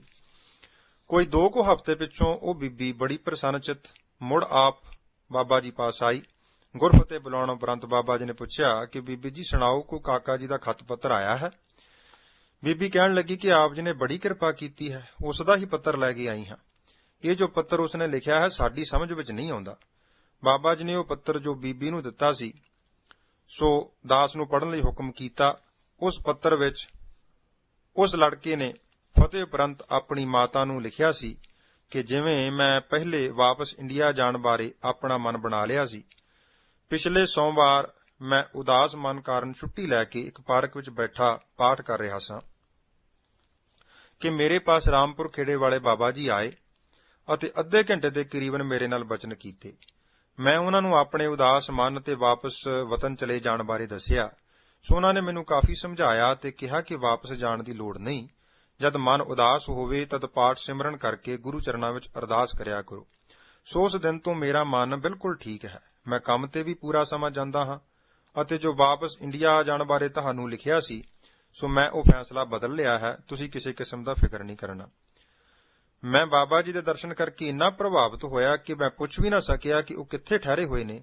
ਸੋ ਤੁਸੀਂ ਗੁਰਦੁਆਰਾ ਸਾਹਿਬ ਜਾ ਕੇ ਸੇਵਾਦਾਰਾਂ ਪਾਸੋਂ ਪਤਾ ਕਰਕੇ ਵਾਪਸੀ ਡਾਕ ਮੈਨੂੰ ਲਿਖੋ ਕਿ ਬਾਬਾ ਜੀ ਕਿੱਥੇ ਕਿਸ ਪਾਸ ਰਹਿ ਰਹੇ ਹਨ ਤੇ ਉਹਨਾਂ ਨੇ ਕਿੰਨਾ ਚਿਰ ਇੰਗਲੈਂਡ ਵਿੱਚ ਰਹਿਣਾ ਹੈ। ਇਸ ਤਰ੍ਹਾਂ ਦਾ ਜੋ ਪੱਤਰ ਲਿਖਿਆ ਸੀ ਮੈਂ ਬਾਬਾ ਜੀ ਨੂੰ ਪੜ੍ਹ ਕੇ ਸੁਣਾ ਦਿੱਤਾ। ਪੱਤਰ ਸੁਣ ਕੇ ਬਾਬਾ ਜੀ ਨੇ ਇਹ ਖਤ ਮੇਰੇ ਪਾਸੋਂ ਲੈ ਕੇ ਪਾੜ ਸੁੱਟਿਆ ਤੇ ਬੀਬੀ ਨੂੰ ਹਦਾਇਤ ਕੀਤੀ ਕਿ ਇਹ ਗੱਲ ਅਗਾਂਹ ਕਿਸੇ ਨੂੰ ਨਹੀਂ ਦੱਸਣੀ। ਕਾਕੇ ਨੂੰ ਕਹਿਣਾ ਕਿ ਗੁਰਬਾਣੀ ਦਾ ਪਾਠ ਕਰਿਆ ਕਰੇ ਅਤੇ ਜੋ ਤੁਹਾਨੂੰ ਜਪਜੀ ਸਾਹਿਬ ਦੇ ਪਾਠ ਦੱਸੇ ਹਨ ਉਹ ਵੀ ਜ਼ਰੂਰ ਕਰੀ ਜਾਣੇ। ਬਾਕੀ ਸਾਡੀ ਪ੍ਰਥਾਏ ਕਾਕੇ ਨੂੰ ਕੁਝ ਨਹੀਂ ਲਿਖਣਾ। ਇੰਨੇ ਬਚਨ ਕਰਕੇ ਬਾਬਾ ਜੀ ਮੰਜੇ ਤੋਂ ਉੱਠੇ ਤੇ ਉਹ ਪੱਤਰ ਜੋ ਪਾੜ ਕੇ ਹੱਥ ਵਿੱਚ ਫੜਿਆ ਸੀ ਚੁੱਲ੍ਹੇ ਦੀ ਬਲਦੀ ਅੱਗ ਵਿੱਚ ਸਾੜ ਦਿੱਤਾ। ਬਾਬਾ ਜੀ ਦੇ ਵਾਪਸ ਜਾਣ ਤੋਂ ਪਿੱਛੋਂ ਆਪ ਜੀ ਨੇ ਦਾਸ ਨੂੰ ਦੱਸਿਆ ਕਿ ਸਤਿਗੁਰੂ ਜੀ ਨੇ ਕਿਰਪਾ ਕਰਕੇ ਸਾਡੀ ਸੁਰਤ ਨੂੰ ਐਨੀ ਸੁਤੰਤਰਤਾ ਬਖਸ਼ੀ ਹੋਈ ਹੈ ਕਿ ਇੱਥੇ ਬੈਠੇ ਹੀ ਅਸੀਂ ਸਾਰੀ ਦੁਨੀਆ ਵਿੱਚ ਜਿੱਥੇ ਵੀ ਜਾਣਾ ਚਾਹੀਏ, ਜਦੋਂ ਵੀ ਜਾਣਾ ਚਾਹੀਏ, ਸੂਖਮ ਸਰੀਰ ਨਾਲ ਚਲੇ ਜਾਈਦਾ ਹੈ। ਦੂਸਰੇ ਨੂੰ ਇਹ ਪਤਾ ਨਹੀਂ ਲੱਗਦਾ ਕਿ ਇਹ ਸਰੀਰ ਸਥੂਲ ਹੈ ਜਾਂ ਸੂਖਮ ਹੈ। ਇਹ ਸਤਿਗੁਰੂ ਜੀ ਦੀ ਸਾਡੇ ਉੱਪਰ ਖਾਸ ਬਖਸ਼ਿਸ਼ ਹੈ। ਸੋ ਇਸ ਪ੍ਰਕਾਰ ਇਹ ਮਹਾਨ ਆਤਮਾ ਇਸ ਸੰਸਾਰ ਵਿੱਚ ਸਰੀਰ ਰਾਹੀਂ ਵੀ ਵਿਚਰਦੀ ਅਤੇ ਜਦੋਂ ਭਜਨ ਸਿਮਰਨ ਵਿੱਚ ਬੈਠਣਾ ਤਦ ਸਰੀਰ ਤੋਂ ਸੁਤੰਤਰ ਹੋ ਕੇ ਅਗੰਮੀ ਦੇਸ਼ਾਂ ਦੇ ਰੰਗ ਮਾਣਨੇ ਅਤੇ ਅਨੇਕਾਂ ਪ੍ਰੇਮੀਆਂ ਨੂੰ ਉਹਨਾਂ ਦੇ ਭਲੇ ਹਿੱਤ, ਉਹਨਾਂ ਦੀ ਸ਼ਰਧਾ ਭਾਵਨੀ ਅਧੀਨ ਆਰਥਕ ਪ੍ਰਮਾਰਥਕ ਅਗਵਾਈ ਸੂਖਮ ਸਰੀਰ ਰਾਹੀਂ ਦੇ ਆਉਣੀ ਬਾਬਾ ਜੀ ਲਈ ਇੱਕ ਮਾਮੂਲੀ ਗੱਲ ਸੀ। ਜੋ ਜਨ ਲੂਝਹਿ ਮਨੈ ਸਿਉ ਸੇ ਪੂਰੇ ਪ੍ਰਧਾਨਾ। ਬਾਬਾ ਜੀ ਦੇ ਜੀਵਨ ਦੀਆਂ ਕਈ ਘਟਨਾਵਾਂ ਵੇਖਣ, ਵਾਚਨ, ਸੁਣਨ ਨੂੰ ਤਾਂ ਭਾਵੇਂ ਛੋਟੀਆਂ ਲੱਗਦੀਆਂ ਨੇ, ਪਰ ਇਹਨਾਂ ਛੋਟੀਆਂ-ਛੋਟੀਆਂ ਘਟਨਾਵਾਂ ਪਿੱਛੇ ਜਗਿਆਸੂਆਂ ਲਈ ਮਹਾਨ ਪ੍ਰੇਰਨਾ ਸਰੋਤ ਹੈ। ਜੋ ਪ੍ਰੇਮੀ ਇਹਨਾਂ ਪ੍ਰੇਰਨਾ ਸਰੋਤਾਂ ਤੋਂ ਸਿੱਖਿਆ ਪ੍ਰਾਪਤ ਕਰਨ ਦਾ ਯਤਨ ਕਰੇਗਾ ਉਸ ਦੇ ਜੀਵਨ ਪੰਧ ਵਿੱਚੋਂ ਅਨੇਕਾਂ ਠੇਡੇ ਪੱਥਰ ਦੂਰ ਹੋ ਜਾਣਗੇ ਤੇ ਜੀਵਨ ਯਾਤਰਾ ਸਹਿਲੀ ਤੇ ਰਸਦਾਇਕ ਹੋ ਨਿਬੜੇਗੀ। ਆਪ ਜੀ ਦੱਸਦੇ ਸਨ ਕਿ ਇਹ ਕੇਰਾਂ ਦੀ ਗੱਲ ਹੈ ਕਿ ਅਸੀਂ ਆਪਣੇ ਪਿੰਡ 119 ਚੱਕ ਤੋਂ ਦੂਸਰੇ ਚੱਕ ਵਿੱਚ ਇੱਕ ਬਿਮਾਰ ਪ੍ਰੇਮੀ ਦੀ ਖਬਰ ਸੁਰਤ ਲੈਣ ਵਾਸਤੇ ਅਕਸਰ ਦੂਜੇ ਤੀਜੇ ਦਿਨ ਜਾਇਆ ਕਰਦੇ ਸਾਂ। ਰਸਤੇ ਵਿੱਚ ਤੁਰੇ ਜਾਂਦੇ ਇੱਕ ਕਮਾਦ ਦੇ ਖੇਤ ਕੋਲ ਦੀ ਲੰਘਣਾ ਸੀ। ਮਨ ਵਿੱਚ ਗੰਨਾ ਚੂਪਣ ਦੀ ਚਾਹਨਾ ਪੈਦਾ ਹੋਈ। ਇਸ ਚਾਹਨਾ ਦੀ ਪੂਰਤੀ ਲਈ ਮਨ ਵਿੱਚ ਫੁਰਨਾ ਬਣਿਆ ਕਿ ਅੱਗੇ ਜੋ ਕਮਾਦ ਦਾ ਖੇਤ ਆ ਰਿਹਾ ਹੈ ਉਸ ਵਿੱਚੋਂ ਇੱਕ ਦੋ ਗੰਨੇ ਭੰਨ ਕੇ ਚੂਪ ਲਈਏ। ਇੱਕ ਦੋ ਗੰਨਿਆਂ ਦੇ ਭੰਨਣ ਨਾਲ ਕਿਹੜਾ ਖੇਤ ਵਿੱਚ ਘਾਟਾ ਪੈ ਚੱਲਿਆ। ਇੰਨਾ ਫੁਰਨਾ ਆਉਂਦੇ ਹੀ ਮਨ ਦੀ ਮਨ ਨਾਲ ਖਿੱਚੋਤਣ ਚੱਲ ਪਈ। ਆਤਮਾ ਦੀ ਆਵਾਜ਼ ਆਵੇ ਕਿ ਭਾਵੇਂ ਕਮਾਦ ਦੇ ਖੇਤ ਵਿੱਚੋਂ ਇੱਕ ਦੋ ਗੰਨੇ ਭੰਨਣ ਨਾਲ ਫਰਕ ਤਾਂ ਕੁਝ ਨਹੀਂ ਪੈਣਾ, ਪਰ ਇਹ ਹੈ ਤਾਂ ਚੋਰੀ ਹੀ ਨਾ। ਚੋਰੀ ਕੱਖ ਦੀ ਵੀ ਹੈ ਤੇ ਚੋਰੀ ਲੱਖ ਦੀ ਵੀ। ਚੋਰੀ ਤਾਂ ਚੋਰੀ ਹੀ ਹੈ। ਚੋਰੀ ਕਰਨ ਵਾਲੇ ਲਈ ਸਤਿਗੁਰਾਂ ਨੇ ਸਖਤ ਸ਼ਬਦਾਂ ਵਿੱਚ ਤਾੜਨਾ ਕੀਤੀ ਹੈ ਕਿ ਚੋਰ ਕੀ ਹਮਾ ਭਰੇ ਨਾ ਕੋਏ, ਚੋਰ ਕੀਆ ਚੰਗਾ ਕਿਉਂ ਹੋਏ। ਦੂਸਰਾ ਮਨ ਦੇ ਅੰਦਰੋਂ ਹੀ ਉੱਤਰ ਆਇਆ ਕਿ ਅਸੀਂ ਵੀ ਤਾਂ ਜ਼ਿਮੀਂਦਾਰਾ ਕਰਦੇ ਹਾਂ। ਸਾਡੇ ਖੇਤ ਵਿੱਚੋਂ ਵੀ ਕਈ ਲੋੜਵੰਦ ਵੇਲੇ ਕਵੇਲੇ ਆਪਣੀ ਗਰਜ ਪੂਰੀ ਕਰ ਲੈਂਦੇ ਹਨ, ਉਹ ਕਿਹੜਾ ਸਾਨੂੰ ਪੁੱਛ ਕੇ ਕਰਦੇ ਹਨ। ਨਾਲ ਹੀ ਅੰਦਰੋਂ ਆਵਾਜ਼ ਆਈ ਕਿ ਭਾਵੇਂ ਉਹ ਚੋਰੀ ਛਿਪੇ ਆਪਣੀ ਲੋੜ ਪੂਰੀ ਕਰ ਲੈਂਦੇ ਨੇ, ਪਰ ਉਹਨਾਂ ਪ੍ਰਤੀ ਸਾਡੇ ਮਨ ਵਿੱਚ ਕੋਈ ਚੰਗੀ ਭਾਵਨਾ ਤਾਂ ਨਹੀਂ। ਉਹਨਾਂ ਪ੍ਰਤੀ ਅਸੀਂ ਸ਼ਬਦ ਚੋਰ ਹੀ ਵਰਤਦੇ ਹਾਂ ਕਿ ਵੇਲੇ ਕਵੇਲੇ ਪਤਾ ਨਹੀਂ ਕਿਹੜਾ ਭਲਾ ਮਾਨਸ ਚੋਰੀ ਕਰਕੇ ਫਸਲ ਦਾ ਉਜਾੜਾ ਕਰ ਗਿਆ ਤੇ ਉਸ ਨੂੰ ਫੜਨ ਦਾ ਯਤਨ ਵੀ ਕਰੀਦਾ ਹੈ। ਅੰਦਰੋਂ ਆਤਮਾ ਨੇ ਆਵਾਜ਼ ਦਿੱਤੀ ਕਿ ਹੇ ਮਨ, ਜੇ ਮੈਂ ਤੇਰੇ ਪ੍ਰੇਰਨਾ ਦੇਣ ਤੇ ਗੰਨੇ ਭੰਨ ਲਵਾਂ, ਜੇ ਕਿਸੇ ਨੂੰ ਪਤਾ ਲੱਗ ਗਿਆ ਕਿ ਹਰਨਾਮ ਸਿੰਘ ਨੇ ਇਸ ਖੇਤ ਵਿੱਚੋਂ ਗੰਨੇ ਭੰਨੇ ਹਨ, ਉਹ ਤੇਰੇ ਪ੍ਰਤੀ ਕੀ ਅੰਦਾਜ਼ਾ ਲਗਾਉਣਗੇ ਤੇ ਥਾਂ ਥਾਂ ਤੇ ਤੇਰੇ ਚੋਰੀ ਕਰਨ ਦੀ ਚਰਚਾ ਚੱਲੇਗੀ ਕਿ ਹਰਨਾਮ ਸਿੰਘ ਵੇਖਣ ਨੂੰ ਤਾਂ ਗੁਰਮੁਖੀ ਲਿਬਾਸ ਤੇ ਗੁਰਸਿੱਖੀ ਦਾ ਧਾਰਨੀ ਹੈ, ਪਰ ਨਾਲ ਹੀ ਆਮ ਆਦਮੀਆਂ ਦੀ ਤਰ੍ਹਾਂ ਚੋਰੀ ਵੀ ਕਰ ਲੈਂਦਾ ਹੈ। ਜਿੱਥੇ ਤੇਰੀ ਬਦਨਾਮੀ ਹੋਵੇਗੀ ਉੱਥੇ ਗੁਰਸਿੱਖੀ ਤੇ ਗੁਰੂ ਨੂੰ ਵੀ ਉਲਾਂਭਾ ਲੱਗੇਗਾ। ਸੋ ਇਹ ਕੰਮ ਕਿਸੇ ਵੀ ਕੀਮਤ ਤੇ ਨਹੀਂ ਕਰਨਾ। ਇਹਨਾਂ ਵਿਚਾਰਾਂ ਦੀ ਉਧੇੜ ਬੁਣ ਵਿੱਚ ਕਮਾਦ ਦਾ ਖੇਤ ਵੀ ਨੇੜੇ ਆ ਗਿਆ। ਤ੍ਰੇ ਤੇ ਗੰਨਾ ਚੂਪਣ ਦੇ ਸੰਕਲਪ ਨੇ ਫਿਰ ਜ਼ੋਰ ਪਾਇਆ ਤੇ ਮਨ ਨੇ ਇੱਕ ਵਿਉਂਤ ਘੜ ਕੇ ਗੰਨਾ ਭੰਨਣ ਤੋਂ ਹੋੜਨ ਵਾਲੇ ਮਨ ਦੇ ਅੱਗੇ ਲਿਆ ਖੜੀ ਕੀਤੀ ਕਿ ਕਮਾਦ ਦੇ ਖੇਤ ਕੋਲ ਜਾ ਕੇ ਉਸ ਕਮਾਦ ਦੇ ਖੇਤ ਦੇ ਮਾਲਕ ਦਾ ਉੱਤਮ ਸਿੰਘ ਦਾ ਨਾਮ ਲੈ ਕੇ ਉੱਚੀ ਆਵਾਜ਼ ਮਾਰ ਦੇਵਾਂਗਾ ਕਿ ਭਾਈਆ ਉੱਤਮ ਸਿਆਂ, ਮੇਰਾ ਚਿੱਤ ਗੰਨਾ ਚੂਪਣ ਨੂੰ ਕਰਦਾ, ਸੋ ਮੈਂ ਤੁਹਾਡੇ ਖੇਤ ਵਿੱਚੋਂ 2 ਗੰਨੇ ਭੰਨਣ ਲੱਗਾ ਹਾਂ। ਇਸ ਤਰ੍ਹਾਂ ਕਰਨ ਨਾਲ ਤਾਂ ਕੋਈ ਚੋਰੀ ਨਹੀਂ ਹੋਵੇਗੀ, ਕਿਉਂਕਿ ਮੈਂ ਕਮਾਦ ਦੇ ਮਾਲਕ ਨੂੰ ਪੁੱਛ ਕੇ ਗੰਨਾ ਭੰਨਣਾ ਹੈ।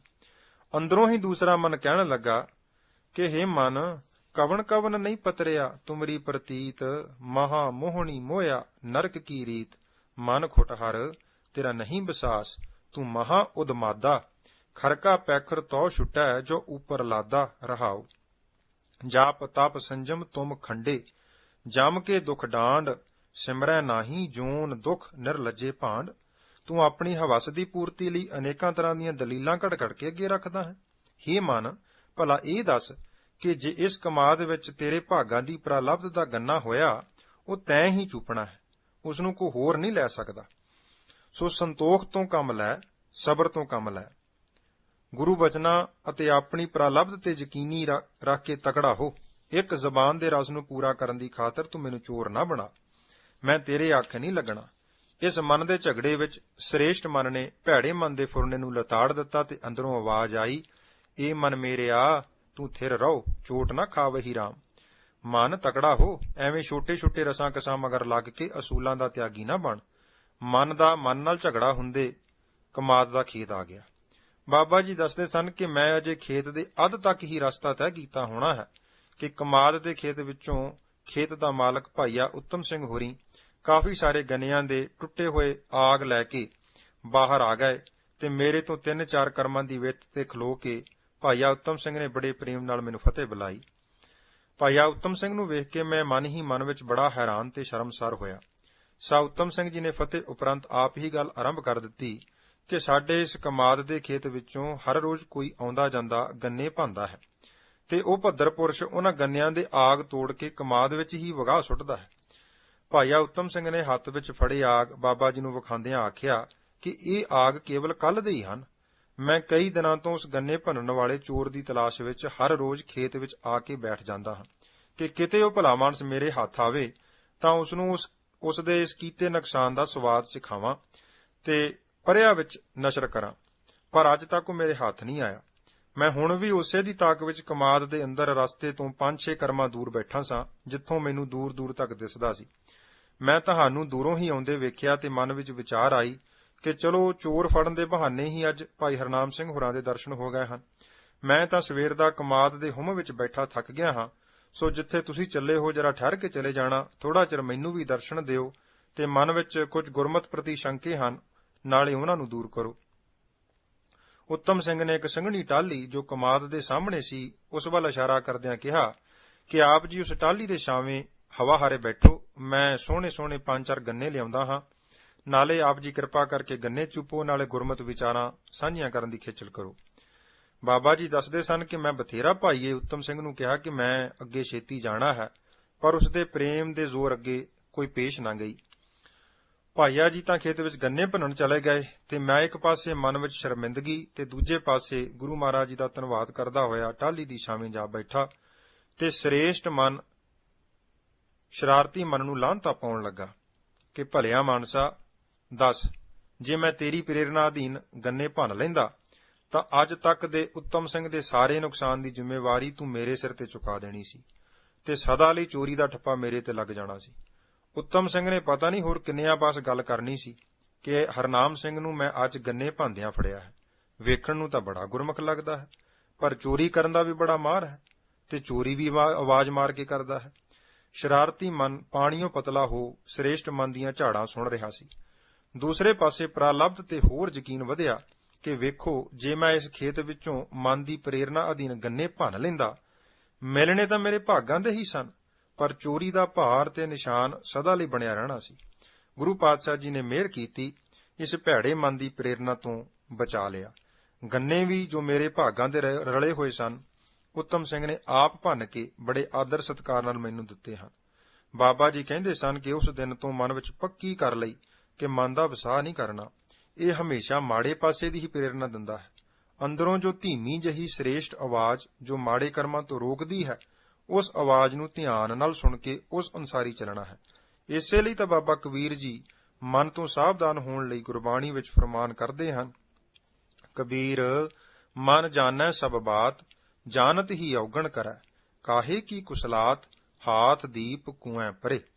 ਮਨ ਸਭ ਕੁਝ ਜਾਣਦਾ ਹੋਇਆ ਭੈੜੇ ਪਾਸੇ ਨੂੰ ਪ੍ਰੇਰਨਾ ਦਿੰਦਾ ਹੈ। ਕਿਸ ਦੇ ਮਨ ਨੂੰ ਪਤਾ ਨਹੀਂ ਕਿ ਚੋਰੀ, ਯਾਰੀ, ਠੱਗੀ ਕਰਨੀ, ਪਰਾਇਆ ਹੱਕ ਖਾਣਾ, ਝੂਠ ਬੋਲਣਾ, ਹੋਰ ਮਾੜੇ ਕਰਮ ਕਰਨੇ ਇਹ ਚੰਗੇ ਨਹੀਂ ਹਨ।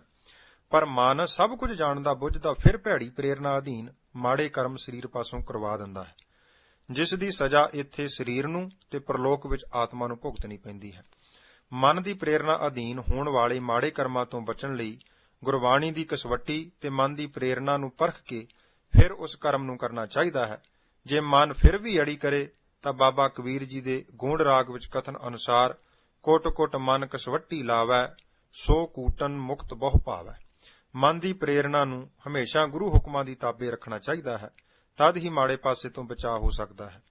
ਜਦੋਂ ਮਨ ਨੂੰ ਆਗੂ ਮੰਨ ਕੇ ਇਸ ਦੀ ਪ੍ਰੇਰਨਾ ਅਧੀਨ ਚੱਲ ਪਈਏ, ਫਿਰ ਤਾਂ ਇਸਨੇ ਸਰੀਰ ਪਾਸੋਂ ਮਨਮੁਖਤਾਈ ਦੇ ਕਰਮ ਕਰਵਾ ਹੀ ਦੇਣੇ ਨੇ। ਗੁਰਦੇਵ ਜੀ ਕਥਨ ਕਰਦੇ ਹਨ ਕਿ ਮਨਮੁਖ ਨੂੰ ਨਿਤ ਘਾਟਾ ਹੀ ਘਾਟਾ ਹੈ। ਮਨਮੁਖ ਤੋਟਾ ਨਿਤ ਹੈ, ਭਰਮੈ ਭਰਮਾਏ, ਮਨਮੁਖ ਅੰਧ ਨ ਚੇਤਈ, ਕਿਉਂ ਦਰਸ਼ਨ ਪਾਏ। ਮਨ ਪਿੱਛੇ ਲੱਗਣ ਵਾਲਾ ਪੁਰਖ ਬੋਲ ਕਬੋਲ ਵੀ ਨਹੀਂ ਜਾਣਦਾ, ਕਿਉਂਕਿ ਉਸ ਦੇ ਅੰਦਰ ਕਾਮ ਕ੍ਰੋਧ ਦਾ ਜ਼ੋਰ ਹੁੰਦਾ ਹੈ। ਉਹ ਥਾਂ ਕੁਥਾਂ ਵੀ ਨਹੀਂ ਵੇਖਦਾ ਤੇ ਆਖਰ ਦਰਗਾਹ ਵਿੱਚ ਮਾਰ ਸਹਾਰਦਾ ਹੈ। ਗੁਰੂ ਅਮਰਦਾਸ ਜੀ ਦਾ ਫਰਮਾਨ ਹੈ, ਮਨਮੁਖ ਬੋਲ ਨਾ ਜਾਣਨੀ, ਉਹਨਾਂ ਅੰਦਰ ਕਾਮ ਕ੍ਰੋਧ ਅਹੰਕਾਰ, ਥਾਉ ਕੁਥਾਉ ਨਾ ਜਾਣਨੀ, ਸਦਾ ਚਿਤ ਵਹਿ ਬੇਕਾਰ, ਦਰਗਹ ਲੇਖਾ ਮੰਗੀਐ, ਉਥੈ ਹੋਏ ਕੂੜਿਆਰ। ਆਪਾਂ ਨੂੰ ਸਦਾ ਗੁਰ ਕਹਿਆ ਸਾਕਾਰ ਕਮਾਵੋ ਦੇ ਧਾਰਨੀ ਬਣ ਕੇ ਗੁਰੂ ਖੁਸ਼ੀ ਨੂੰ ਪ੍ਰਾਪਤ ਕਰਨਾ ਲੋੜੀਏ। ਮਨ ਦੀ ਮੱਤ ਨੂੰ ਸਦਾ ਤਿਆਗਣਾ ਚਾਹੀਦਾ ਹੈ। ਭਾਵੇਂ ਇਸ ਮਨ ਦੀ ਮੱਤ ਨੂੰ ਤਿਆਗਣਾ ਬਹੁਤ ਕਠਿਨ ਹੈ, ਪਰ ਸਤਿਗੁਰੂ ਗੁਰੂ ਰਾਮਦਾਸ ਜੀ ਦਾ ਹੁਕਮ ਹੈ, ਮਨ ਕੀ ਮਤ ਤਿਆਗੋ ਹਰ ਜਨ, ਇਹਾ ਬਾਤ ਕਠੈਨੀ, ਆਨ ਦਿਨ ਹਰ ਹਰ ਨਾਮ ਧਿਆਵੋ, ਗੁਰ ਸਤਿਗੁਰ ਕੀ ਮਤ ਲੈਣੀ। ਮਨ ਦੀ ਖੋਟੀ ਪ੍ਰੇਰਨਾ ਸੁਣਨ ਦੀ ਥਾਂ ਗੁਰੂ ਦੇ ਉਪਦੇਸ਼ ਨੂੰ ਸਦਾ ਸਰਵਣ ਕਰਨਾ ਚਾਹੀਦਾ ਹੈ।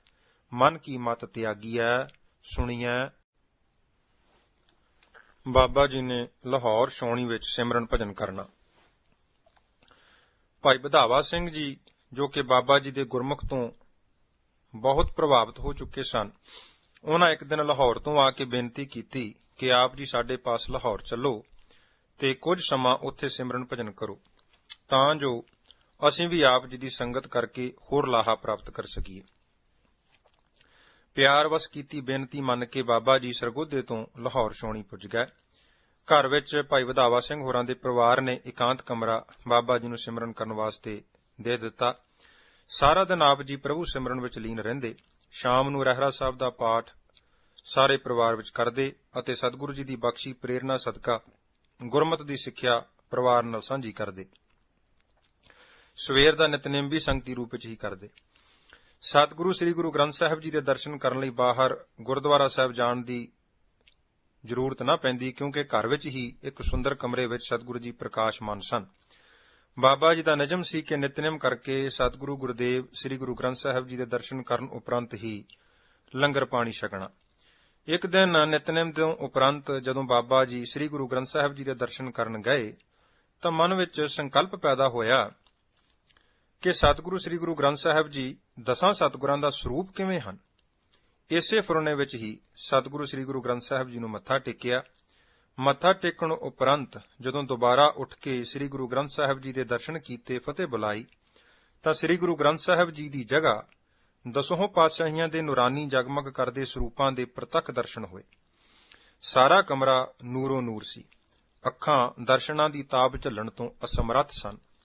ਪਲਾਂ ਵਿੱਚ ਹੀ ਪ੍ਰਤੀਤ ਹੋਇਆ ਕਿ ਦਸੇ ਹੀ ਸਰੂਪ ਸਹਿਜੇ ਸਹਿਜੇ ਨੂਰ ਦਾ ਰੂਪ ਬਣ ਗਏ ਅਤੇ ਉਹ ਨੂਰ ਸਤਿਗੁਰੂ ਸ੍ਰੀ ਗੁਰੂ ਗ੍ਰੰਥ ਸਾਹਿਬ ਜੀ ਦੇ ਸਰੂਪ ਵਿੱਚ ਬਦਲ ਗਿਆ ਅਤੇ ਫੇਰ ਗੁਰੂ ਗ੍ਰੰਥ ਸਾਹਿਬ ਜੀ ਵਿੱਚੋਂ ਕਦੀ ਦਸਾਂ ਸਰੂਪਾਂ ਦੇ ਜੁਦੇ-ਜੁਦੇ ਦਰਸ਼ਨ ਹੋਣ ਅਤੇ ਪਲਾਂ ਵਿੱਚ ਹੀ ਉਹ ਦਸੋਂ ਸਰੂਪ ਨੂਰ ਰੂਪ ਬਣ ਕੇ ਸਤਿਗੁਰੂ ਸ੍ਰੀ ਗੁਰੂ ਗ੍ਰੰਥ ਸਾਹਿਬ ਜੀ ਵਿੱਚ ਸਮਾ ਜਾਣ।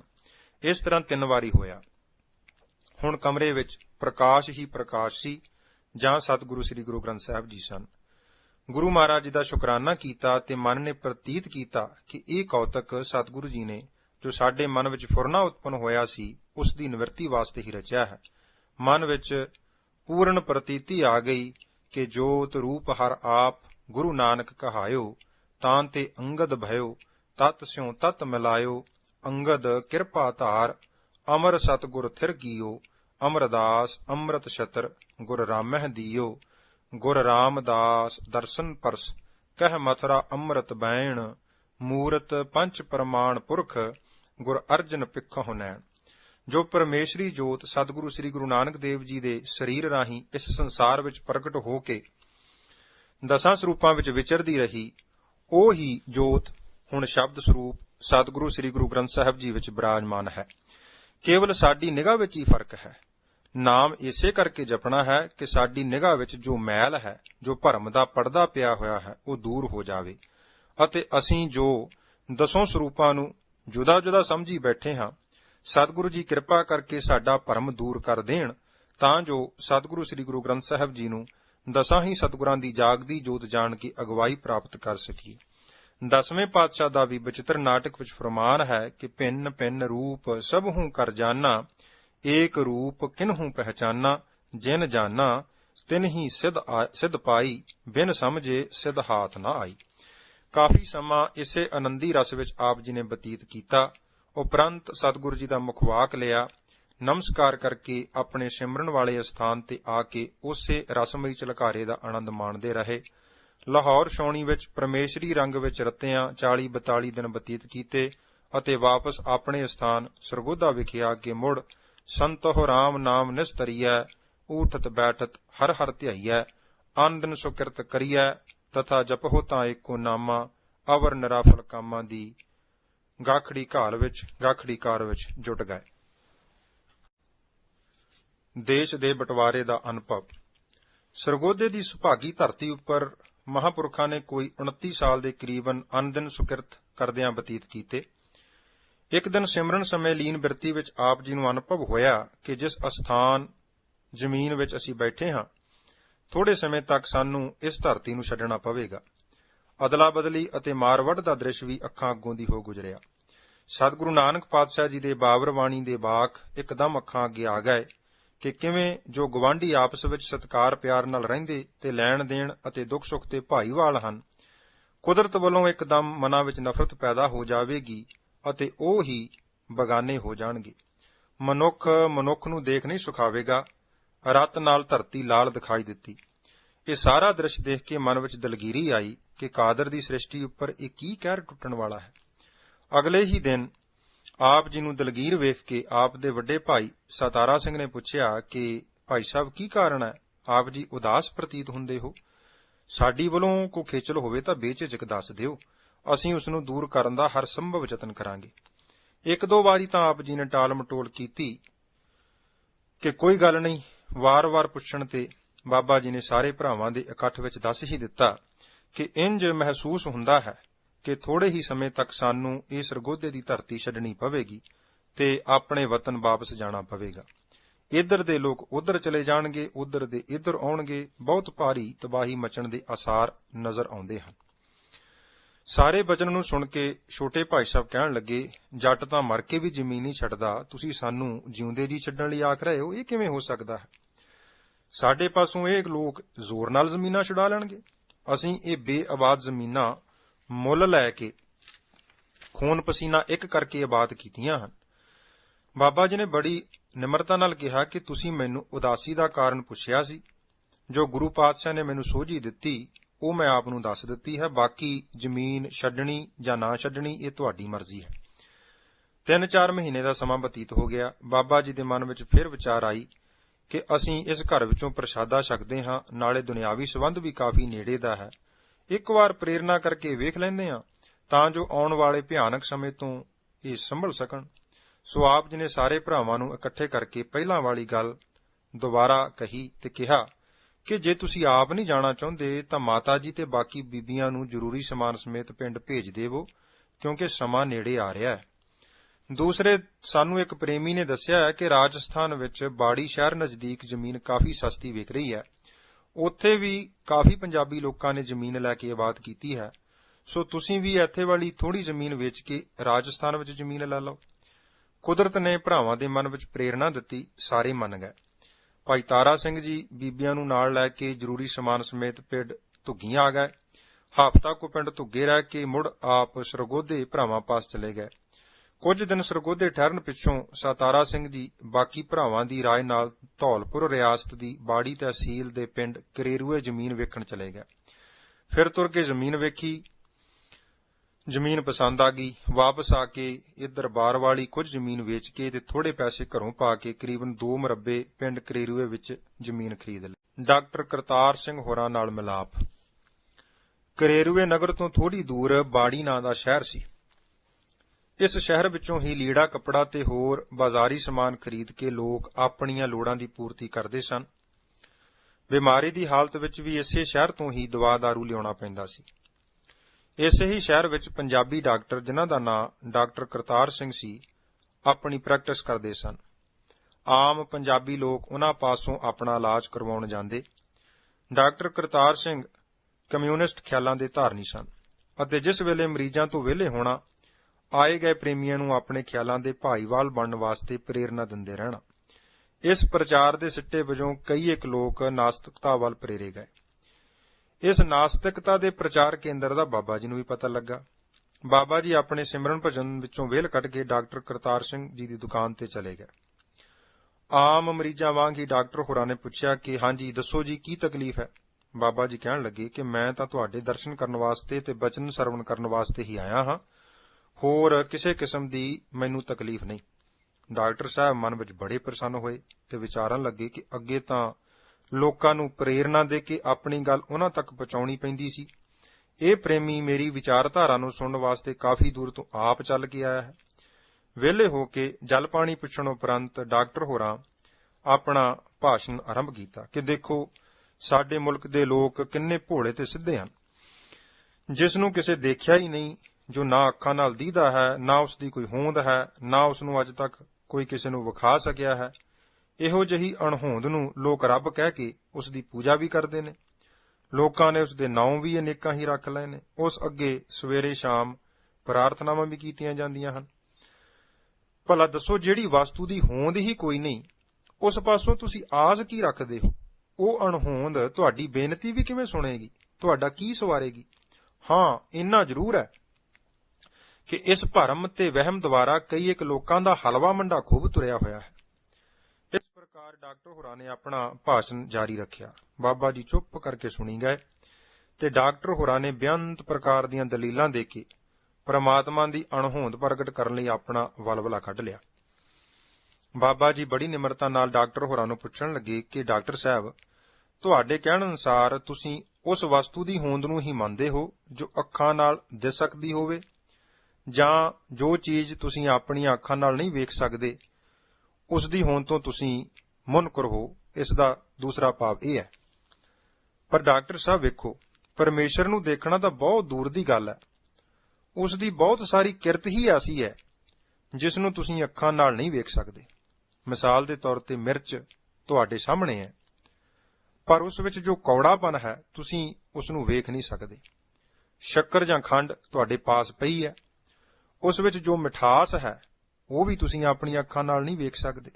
ਇਸੇ ਪ੍ਰਕਾਰ ਕੁਨੈਣ ਦੀ ਗੋਲੀ ਤੁਸੀਂ ਹਰ ਰੋਜ਼ ਮਰੀਜ਼ਾਂ ਨੂੰ ਦਿੰਦੇ ਹੋ, ਪਰ ਉਸ ਦੇ ਕੌੜੇਪਨ ਨੂੰ ਅੱਖਾਂ ਨਾਲ ਕਦੇ ਕਿਸੇ ਨਹੀਂ ਵੇਖਿਆ। ਇਸੇ ਪ੍ਰਕਾਰ ਹੋਰ ਬੇਅੰਤ ਚੀਜ਼ਾਂ ਹਨ ਜਿਨ੍ਹਾਂ ਦੀ ਹੋਂਦ ਬਾਹਰੋਂ ਹੋਰ ਦਿਸਦੀ ਹੈ, ਪਰ ਉਹਨਾਂ ਵਿੱਚ ਜੋ ਤਸੀਰ ਜਾਂ ਗੁਣ ਹਨ ਉਹ ਨਹੀਂ ਦੀਦੇ। ਡਾਕਟਰ ਹੋਰੀ ਇੱਕਦਮ ਬੋਲੇ ਕਿ ਭਾਈ ਸਾਹਿਬ, ਜੋ ਮਿਰਚ, ਖੰਡ ਜਾਂ ਕੁਨੈਣ ਦੀ ਕੁੜੱਤਣ ਤੇ ਮਿਠਾਸ ਦੀ ਗੱਲ ਹੈ, ਜੇ ਅਸੀਂ ਵੇਖ ਨਹੀਂ ਸਕਦੇ ਪਰ ਅਸੀਂ ਦੂਸਰੇ ਇੰਦਰੀ ਜੀਭ ਨਾਲ ਉਸ ਦਾ ਸਵਾਦ ਚੱਖ ਕੇ ਅਨੁਭਵ ਤਾਂ ਕਰ ਲੈਂਦੇ ਹਾਂ ਨਾ ਕਿ ਸਵਾਦ ਕਿਹੋ ਜਿਹਾ ਹੈ। ਬਾਬਾ ਜੀ ਕਹਿਣ ਲੱਗੇ ਕਿ ਕੇਵਲ ਅਨੁਭਵ ਹੀ ਕਰ ਸਕਦੇ ਹੋ ਨਾ, ਵੇਖ ਤਾਂ ਨਹੀਂ ਨਾ ਸਕਦੇ। ਬਾਬਾ ਜੀ ਅਗਾਂਹ ਬੋਲੇ ਕਿ ਦੁੱਧ ਤੁਹਾਡੇ ਸਾਹਮਣੇ ਪਿਆ ਹੈ, ਕੀ ਉਸ ਵਿੱਚ ਕਦੀ ਘਿਓ ਵੇਖਿਆ ਹੈ? ਦੁੱਧ ਵਾਲੇ ਬਰਤਨ ਵਿੱਚ ਹੱਥ ਵੀ ਫੇਰੋ, ਹੋਰ ਯਤਨ ਵੀ ਕਰੋ, ਤੁਸੀਂ ਘਿਓ ਨੂੰ ਬਾਹਰ ਕੱਢ ਕੇ ਵੇਖ ਨਹੀਂ ਸਕੋਗੇ। ਜ਼ੁਬਾਨ ਨਾਲ ਚੱਖ ਵੀ ਲਵੋ ਤਾਂ ਵੀ ਤੁਹਾਨੂੰ ਘਿਓ ਦਾ ਸਵਾਦ ਨਹੀਂ ਲੱਭੇਗਾ।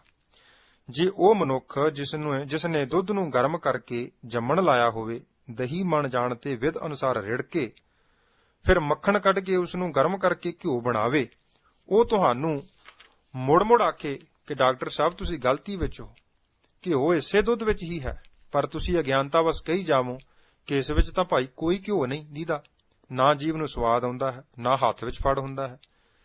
ਫਿਰ ਇਹ ਕੇਵਲ ਤੁਹਾਡੀ ਅਗਿਆਨਤਾ ਹੀ ਹੋਵੇਗੀ ਕਿ ਨਹੀਂ?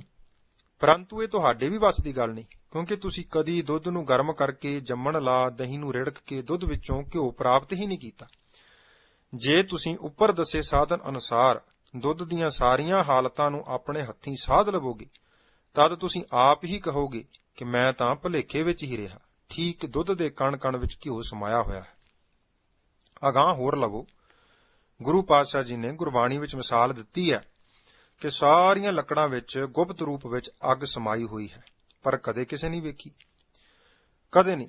ਇਸ ਦਾ ਭਾਵ ਇਹ ਨਹੀਂ ਕਿ ਜੇ ਅਸੀਂ ਲੱਕੜਾਂ ਵਿੱਚ ਗੁਪਤ ਅਗਨੀ ਨੂੰ ਵੇਖ ਨਹੀਂ ਸਕਦੇ ਤਾਂ ਉਸ ਦੀ ਹੋਂਦ ਤੋਂ ਹੀ ਮੁਨਕਰ ਹੋ ਜਾਈਏ। ਜੇ ਮਨ ਵਿੱਚ ਚਾਹਣਾ ਹੋਵੇ ਕਿ ਅਸੀਂ ਇਸ ਅਗਨੀ ਨੂੰ ਪ੍ਰਗਟ ਰੂਪ ਵਿੱਚ ਵੇਖਣਾ ਹੈ, ਤਾਂ 2 ਸੁੱਕੇ ਬਾਂਸ ਦੇ ਟੁਕੜੇ ਲੈ ਕੇ ਆਪਸ ਵਿੱਚ ਰਗੜਨੇ ਸ਼ੁਰੂ ਕਰ ਦੇਵੋ। ਬਸ ਥੋੜੇ ਸਮੇਂ ਵਿੱਚ ਹੀ ਅੱਗ। ਡਾਕਟਰ ਕਰਤਾਰ ਸਿੰਘ ਹੋਰਾਂ ਨਾਲ ਮਿਲਾਪ। ਕਰੇਰੂਏ ਨਗਰ ਤੋਂ ਥੋੜੀ ਦੂਰ ਬਾੜੀ ਨਾਂ ਦਾ ਸ਼ਹਿਰ ਸੀ। ਇਸ ਸ਼ਹਿਰ ਵਿੱਚੋਂ ਹੀ ਲੀੜਾ ਕੱਪੜਾ ਤੇ ਹੋਰ ਬਾਜ਼ਾਰੀ ਸਮਾਨ ਖਰੀਦ ਕੇ ਲੋਕ ਆਪਣੀਆਂ ਲੋੜਾਂ ਦੀ ਪੂਰਤੀ ਕਰਦੇ ਸਨ। ਬਿਮਾਰੀ ਦੀ ਹਾਲਤ ਵਿੱਚ ਵੀ ਇਸੇ ਸ਼ਹਿਰ ਤੋਂ ਹੀ ਦਵਾ ਦਾਰੂ ਲਿਆਉਣਾ ਪੈਂਦਾ ਸੀ। ਇਸੇ ਹੀ ਸ਼ਹਿਰ ਵਿੱਚ ਪੰਜਾਬੀ ਡਾਕਟਰ, ਜਿਨ੍ਹਾਂ ਦਾ ਨਾਂ ਡਾਕਟਰ ਕਰਤਾਰ ਸਿੰਘ ਸੀ, ਆਪਣੀ ਪ੍ਰੈਕਟਿਸ ਕਰਦੇ ਸਨ। ਆਮ ਪੰਜਾਬੀ ਲੋਕ ਉਹਨਾਂ ਪਾਸੋਂ ਆਪਣਾ ਇਲਾਜ ਕਰਵਾਉਣ ਜਾਂਦੇ। ਡਾਕਟਰ ਕਰਤਾਰ ਸਿੰਘ ਕਮਿਊਨਿਸਟ ਖਿਆਲਾਂ ਦੇ ਧਾਰਨੀ ਸਨ ਅਤੇ ਜਿਸ ਵੇਲੇ ਮਰੀਜ਼ਾਂ ਤੋਂ ਵਿਹਲੇ ਹੋਣਾ, ਆਏ ਗਏ ਪ੍ਰੇਮੀਆਂ ਨੂੰ ਆਪਣੇ ਖਿਆਲਾਂ ਦੇ ਭਾਈਵਾਲ ਬਣਨ ਵਾਸਤੇ ਪ੍ਰੇਰਨਾ ਦਿੰਦੇ ਰਹਿਣਾ। ਇਸ ਪ੍ਰਚਾਰ ਦੇ ਸਿੱਟੇ ਵਜੋਂ ਕਈ ਇੱਕ ਲੋਕ ਨਾਸਤਿਕਤਾ ਵੱਲ ਪ੍ਰੇਰੇ ਗਏ। ਇਸ ਨਾਸਤਿਕਤਾ ਦੇ ਪ੍ਰਚਾਰ ਕੇਂਦਰ ਦਾ ਬਾਬਾ ਜੀ ਨੂੰ ਵੀ ਪਤਾ ਲੱਗਾ। ਬਾਬਾ ਜੀ ਆਪਣੇ ਸਿਮਰਨ ਭਜਨ ਵਿੱਚੋਂ ਵਿਹਲ ਕੱਢ ਕੇ ਡਾਕਟਰ ਕਰਤਾਰ ਸਿੰਘ ਜੀ ਦੀ ਦੁਕਾਨ ਤੇ ਚਲੇ ਗਏ। ਆਮ ਮਰੀਜ਼ਾਂ ਵਾਂਗ ਹੀ ਡਾਕਟਰ ਹੋਰਾਂ ਨੇ ਪੁੱਛਿਆ ਕਿ ਹਾਂਜੀ ਦੱਸੋ ਜੀ, ਕੀ ਤਕਲੀਫ ਹੈ? ਬਾਬਾ ਜੀ ਕਹਿਣ ਲੱਗੇ ਕਿ ਮੈਂ ਤਾਂ ਤੁਹਾਡੇ ਦਰਸ਼ਨ ਕਰਨ ਵਾਸਤੇ ਤੇ ਬਚਨ ਸਰਵਣ ਕਰਨ ਵਾਸਤੇ ਹੀ ਆਇਆ ਹਾਂ, ਹੋਰ ਕਿਸੇ ਕਿਸਮ ਦੀ ਮੈਨੂੰ ਤਕਲੀਫ ਨਹੀਂ। ਡਾਕਟਰ ਸਾਹਿਬ ਮਨ ਵਿੱਚ ਬੜੇ ਪ੍ਰਸੰਨ ਹੋਏ ਤੇ ਵਿਚਾਰਨ ਲੱਗੇ ਕਿ ਅੱਗੇ ਤਾਂ ਲੋਕਾਂ ਨੂੰ ਪ੍ਰੇਰਨਾ ਦੇ ਕੇ ਆਪਣੀ ਗੱਲ ਉਹਨਾਂ ਤੱਕ ਪਹੁੰਚਾਉਣੀ ਪੈਂਦੀ ਸੀ। ਇਹ ਪ੍ਰੇਮੀ ਮੇਰੀ ਵਿਚਾਰਧਾਰਾ ਨੂੰ ਸੁਣਨ ਵਾਸਤੇ ਕਾਫੀ ਦੂਰ ਤੋਂ ਆਪ ਚੱਲ ਕੇ ਆਇਆ ਹੈ। ਵਿਹਲੇ ਹੋ ਕੇ ਜਲ ਪਾਣੀ ਪੁੱਛਣ ਉਪਰੰਤ ਡਾਕਟਰ ਹੋਰਾਂ ਆਪਣਾ ਭਾਸ਼ਣ ਆਰੰਭ ਕੀਤਾ ਕਿ ਦੇਖੋ, ਸਾਡੇ ਮੁਲਕ ਦੇ ਲੋਕ ਕਿੰਨੇ ਭੋਲੇ ਤੇ ਸਿੱਧੇ ਹਨ। ਜਿਸ ਨੂੰ ਕਿਸੇ ਦੇਖਿਆ ਹੀ ਨਹੀਂ, ਜੋ ਨਾ ਅੱਖਾਂ ਨਾਲ ਦੀਦਾ ਹੈ, ਨਾ ਉਸ ਦੀ ਕੋਈ ਹੋਂਦ ਹੈ, ਨਾ ਉਸ ਨੂੰ ਅੱਜ ਤੱਕ ਕੋਈ ਕਿਸੇ ਨੂੰ ਵਿਖਾ ਸਕਿਆ ਹੈ, ਇਹੋ ਜਿਹੀ ਅਣਹੋਂਦ ਨੂੰ ਲੋਕ ਰੱਬ ਕਹਿ ਕੇ ਉਸ ਦੀ ਪੂਜਾ ਵੀ ਕਰਦੇ ਨੇ। ਲੋਕਾਂ ਨੇ ਉਸ ਦੇ ਨਾਮ ਵੀ ਅਨੇਕਾਂ ਹੀ ਰੱਖ ਲਏ ਨੇ। ਉਸ ਅੱਗੇ ਸਵੇਰੇ ਸ਼ਾਮ ਪ੍ਰਾਰਥਨਾਵਾਂ ਵੀ ਕੀਤੀਆਂ ਜਾਂਦੀਆਂ ਹਨ। ਭਲਾ ਦੱਸੋ, ਜਿਹੜੀ ਵਸਤੂ ਦੀ ਹੋਂਦ ਹੀ ਕੋਈ ਨਹੀਂ, ਉਸ ਪਾਸੋਂ ਤੁਸੀਂ ਆਸ ਕੀ ਰੱਖਦੇ ਹੋ? ਉਹ ਅਣਹੋਂਦ ਤੁਹਾਡੀ ਬੇਨਤੀ ਵੀ ਕਿਵੇਂ ਸੁਣੇਗੀ, ਤੁਹਾਡਾ ਕੀ ਸਵਾਰੇਗੀ? ਹਾਂ, ਇੰਨਾ ਜ਼ਰੂਰ ਹੈ ਕਿ ਇਸ ਭਰਮ ਤੇ ਵਹਿਮ ਦੁਆਰਾ ਕਈ ਇੱਕ ਲੋਕਾਂ ਦਾ ਹਲਵਾ ਮੰਡਾ ਖੂਬ ਤੁਰਿਆ ਹੋਇਆ ਹੈ। ਇਸ ਪ੍ਰਕਾਰ ਡਾਕਟਰ ਹੋਰਾਂ ਨੇ ਆਪਣਾ ਭਾਸ਼ਣ ਜਾਰੀ ਰੱਖਿਆ। ਬਾਬਾ ਜੀ ਚੁੱਪ ਕਰਕੇ ਸੁਣੀ ਗਏ ਤੇ ਡਾਕਟਰ ਹੋਰਾਂ ਨੇ ਬੇਅੰਤ ਪ੍ਰਕਾਰ ਦੀਆਂ ਦਲੀਲਾਂ ਦੇ ਕੇ ਪਰਮਾਤਮਾ ਦੀ ਅਣਹੋਂਦ ਪ੍ਰਗਟ ਕਰਨ ਲਈ ਆਪਣਾ ਵਲਵਲਾ ਕੱਢ ਲਿਆ। ਬਾਬਾ ਜੀ ਬੜੀ ਨਿਮਰਤਾ ਨਾਲ ਡਾਕਟਰ ਹੋਰਾਂ ਨੂੰ ਪੁੱਛਣ ਲੱਗੇ ਕਿ ਡਾਕਟਰ ਸਾਹਿਬ, ਤੁਹਾਡੇ ਕਹਿਣ ਅਨੁਸਾਰ ਤੁਸੀਂ ਉਸ ਵਸਤੂ ਦੀ ਹੋਂਦ ਨੂੰ ਹੀ ਮੰਨਦੇ ਹੋ ਜੋ ਅੱਖਾਂ ਨਾਲ ਦਿਸ ਸਕਦੀ ਹੋਵੇ, ਜਾਂ ਜੋ ਚੀਜ਼ ਤੁਸੀਂ ਆਪਣੀਆਂ ਅੱਖਾਂ ਨਾਲ ਨਹੀਂ ਵੇਖ ਸਕਦੇ ਉਸ ਦੀ ਹੋਂਦ ਤੋਂ ਤੁਸੀਂ ਮੁਨਕਰ ਹੋ? ਇਸ ਦਾ ਦੂਸਰਾ ਭਾਵ ਇਹ ਹੈ। ਪਰ ਡਾਕਟਰ ਸਾਹਿਬ ਵੇਖੋ, ਪਰਮੇਸ਼ਰ ਨੂੰ ਦੇਖਣਾ ਤਾਂ ਬਹੁਤ ਦੂਰ ਦੀ ਗੱਲ ਹੈ। ਉਸ ਦੀ ਬਹੁਤ ਸਾਰੀ ਕਿਰਤ ਹੀ ਐਸੀ ਹੈ ਜਿਸ ਨੂੰ ਤੁਸੀਂ ਅੱਖਾਂ ਨਾਲ ਨਹੀਂ ਵੇਖ ਸਕਦੇ। ਮਿਸਾਲ ਦੇ ਤੌਰ ਤੇ ਮਿਰਚ ਤੁਹਾਡੇ ਸਾਹਮਣੇ ਹੈ, ਪਰ ਉਸ ਵਿੱਚ ਜੋ ਕੌੜਾਪਨ ਹੈ ਤੁਸੀਂ ਉਸ ਨੂੰ ਵੇਖ ਨਹੀਂ ਸਕਦੇ। ਸ਼ੱਕਰ ਜਾਂ ਖੰਡ ਤੁਹਾਡੇ ਪਾਸ ਪਈ ਹੈ, ਉਸ ਵਿੱਚ ਜੋ ਮਿਠਾਸ ਹੈ ਉਹ ਵੀ ਤੁਸੀਂ ਆਪਣੀਆਂ ਅੱਖਾਂ ਨਾਲ ਨਹੀਂ ਵੇਖ ਸਕਦੇ। ਇਸੇ ਪ੍ਰਕਾਰ ਕੁਨੈਣ ਦੀ ਗੋਲੀ ਤੁਸੀਂ ਹਰ ਰੋਜ਼ ਮਰੀਜ਼ਾਂ ਨੂੰ ਦਿੰਦੇ ਹੋ, ਪਰ ਉਸ ਦੇ ਕੌੜੇਪਨ ਨੂੰ ਅੱਖਾਂ ਨਾਲ ਕਦੇ ਕਿਸੇ ਨਹੀਂ ਵੇਖਿਆ। ਇਸੇ ਪ੍ਰਕਾਰ ਹੋਰ ਬੇਅੰਤ ਚੀਜ਼ਾਂ ਹਨ ਜਿਨ੍ਹਾਂ ਦੀ ਹੋਂਦ ਬਾਹਰੋਂ ਹੋਰ ਦਿਸਦੀ ਹੈ, ਪਰ ਉਹਨਾਂ ਵਿੱਚ ਜੋ ਤਸੀਰ ਜਾਂ ਗੁਣ ਹਨ ਉਹ ਨਹੀਂ ਦਿਖਦੇ। ਡਾਕਟਰ ਹੋਰੀ ਇੱਕਦਮ ਬੋਲੇ ਕਿ ਭਾਈ ਸਾਹਿਬ, ਜੋ ਮਿਰਚ, ਖੰਡ ਜਾਂ ਕੁਨੈਣ ਦੀ ਕੁੜੱਤਣ ਤੇ ਮਿਠਾਸ ਦੀ ਗੱਲ ਹੈ, ਜੇ ਅਸੀਂ ਵੇਖ ਨਹੀਂ ਸਕਦੇ ਪਰ ਅਸੀਂ ਦੂਸਰੇ ਇੰਦਰੀ ਜੀਭ ਨਾਲ ਉਸ ਦਾ ਸਵਾਦ ਚੱਖ ਕੇ ਅਨੁਭਵ ਤਾਂ ਕਰ ਲੈਂਦੇ ਹਾਂ ਨਾ ਕਿ ਸਵਾਦ ਕਿਹੋ ਜਿਹਾ ਹੈ। ਬਾਬਾ ਜੀ ਕਹਿਣ ਲੱਗੇ ਕਿ ਕੇਵਲ ਅਨੁਭਵ ਹੀ ਕਰ ਸਕਦੇ ਹੋ ਨਾ, ਵੇਖ ਤਾਂ ਨਹੀਂ ਨਾ ਸਕਦੇ। ਬਾਬਾ ਜੀ ਅਗਾਂਹ ਬੋਲੇ ਕਿ ਦੁੱਧ ਤੁਹਾਡੇ ਸਾਹਮਣੇ ਪਿਆ ਹੈ, ਕੀ ਉਸ ਵਿੱਚ ਕਦੀ ਘਿਓ ਵੇਖਿਆ ਹੈ? ਦੁੱਧ ਵਾਲੇ ਬਰਤਨ ਵਿੱਚ ਹੱਥ ਵੀ ਫੇਰੋ, ਹੋਰ ਯਤਨ ਵੀ ਕਰੋ, ਤੁਸੀਂ ਘਿਓ ਨੂੰ ਬਾਹਰ ਕੱਢ ਕੇ ਵੇਖ ਨਹੀਂ ਸਕੋਗੇ। ਜ਼ੁਬਾਨ ਨਾਲ ਚੱਖ ਵੀ ਲਵੋ ਤਾਂ ਵੀ ਤੁਹਾਨੂੰ ਘਿਓ ਦਾ ਸਵਾਦ ਨਹੀਂ ਲੱਭੇਗਾ। ਜੇ ਉਹ ਮਨੁੱਖ ਜਿਸ ਨੇ ਦੁੱਧ ਨੂੰ ਗਰਮ ਕਰਕੇ ਜੰਮਣ ਲਾਇਆ ਹੋਵੇ, ਦਹੀਂ ਮਣ ਜਾਣ ਤੇ ਵਿਧ ਅਨੁਸਾਰ ਰਿੜ ਕੇ ਫਿਰ ਮੱਖਣ ਕੱਢ ਕੇ ਉਸ ਨੂੰ ਗਰਮ ਕਰਕੇ ਘਿਓ ਬਣਾਵੇ, ਉਹ ਤੁਹਾਨੂੰ ਮੁੜ-ਮੁੜ ਆਖੇ ਕਿ ਡਾਕਟਰ ਸਾਹਿਬ ਤੁਸੀਂ ਗਲਤੀ ਵਿੱਚ ਹੋ, ਘਿਓ ਇਸੇ ਦੁੱਧ ਵਿੱਚ ਹੀ ਹੈ, ਪਰ ਤੁਸੀਂ ਅਗਿਆਨਤਾ ਵਸ ਕਹੀ ਜਾਵੋ ਕਿ ਇਸ ਵਿੱਚ ਤਾਂ ਭਾਈ ਕੋਈ ਘਿਓ ਨਹੀਂ ਦੀਦਾ, ਨਾ ਜੀਭ ਨੂੰ ਸਵਾਦ ਆਉਂਦਾ ਹੈ, ਨਾ ਹੱਥ ਵਿੱਚ ਫੜ ਹੁੰਦਾ ਹੈ। ਫਿਰ ਇਹ ਕੇਵਲ ਤੁਹਾਡੀ ਅਗਿਆਨਤਾ ਹੀ ਹੋਵੇਗੀ ਕਿ ਨਹੀਂ? ਪਰੰਤੂ ਇਹ ਤੁਹਾਡੇ ਵੀ ਵੱਸ ਦੀ ਗੱਲ ਨਹੀਂ, ਕਿਉਂਕਿ ਤੁਸੀਂ ਕਦੀ ਦੁੱਧ ਨੂੰ ਗਰਮ ਕਰਕੇ ਜੰਮਣ ਲਾ ਦਹੀਂ ਨੂੰ ਰਿੜਕ ਕੇ ਦੁੱਧ ਵਿੱਚੋਂ ਘਿਓ ਪ੍ਰਾਪਤ ਹੀ ਨਹੀਂ ਕੀਤਾ। ਜੇ ਤੁਸੀਂ ਉੱਪਰ ਦੱਸੇ ਸਾਧਨ ਅਨੁਸਾਰ ਦੁੱਧ ਦੀਆਂ ਸਾਰੀਆਂ ਹਾਲਤਾਂ ਨੂੰ ਆਪਣੇ ਹੱਥੀਂ ਸਾਧ ਲਵੋਗੇ, ਤਦ ਤੁਸੀਂ ਆਪ ਹੀ ਕਹੋਗੇ ਕਿ ਮੈਂ ਤਾਂ ਭੁਲੇਖੇ ਵਿੱਚ ਹੀ ਰਿਹਾ, ਠੀਕ ਦੁੱਧ ਦੇ ਕਣ-ਕਣ ਵਿੱਚ ਘਿਓ ਸਮਾਇਆ ਹੋਇਆ ਹੈ।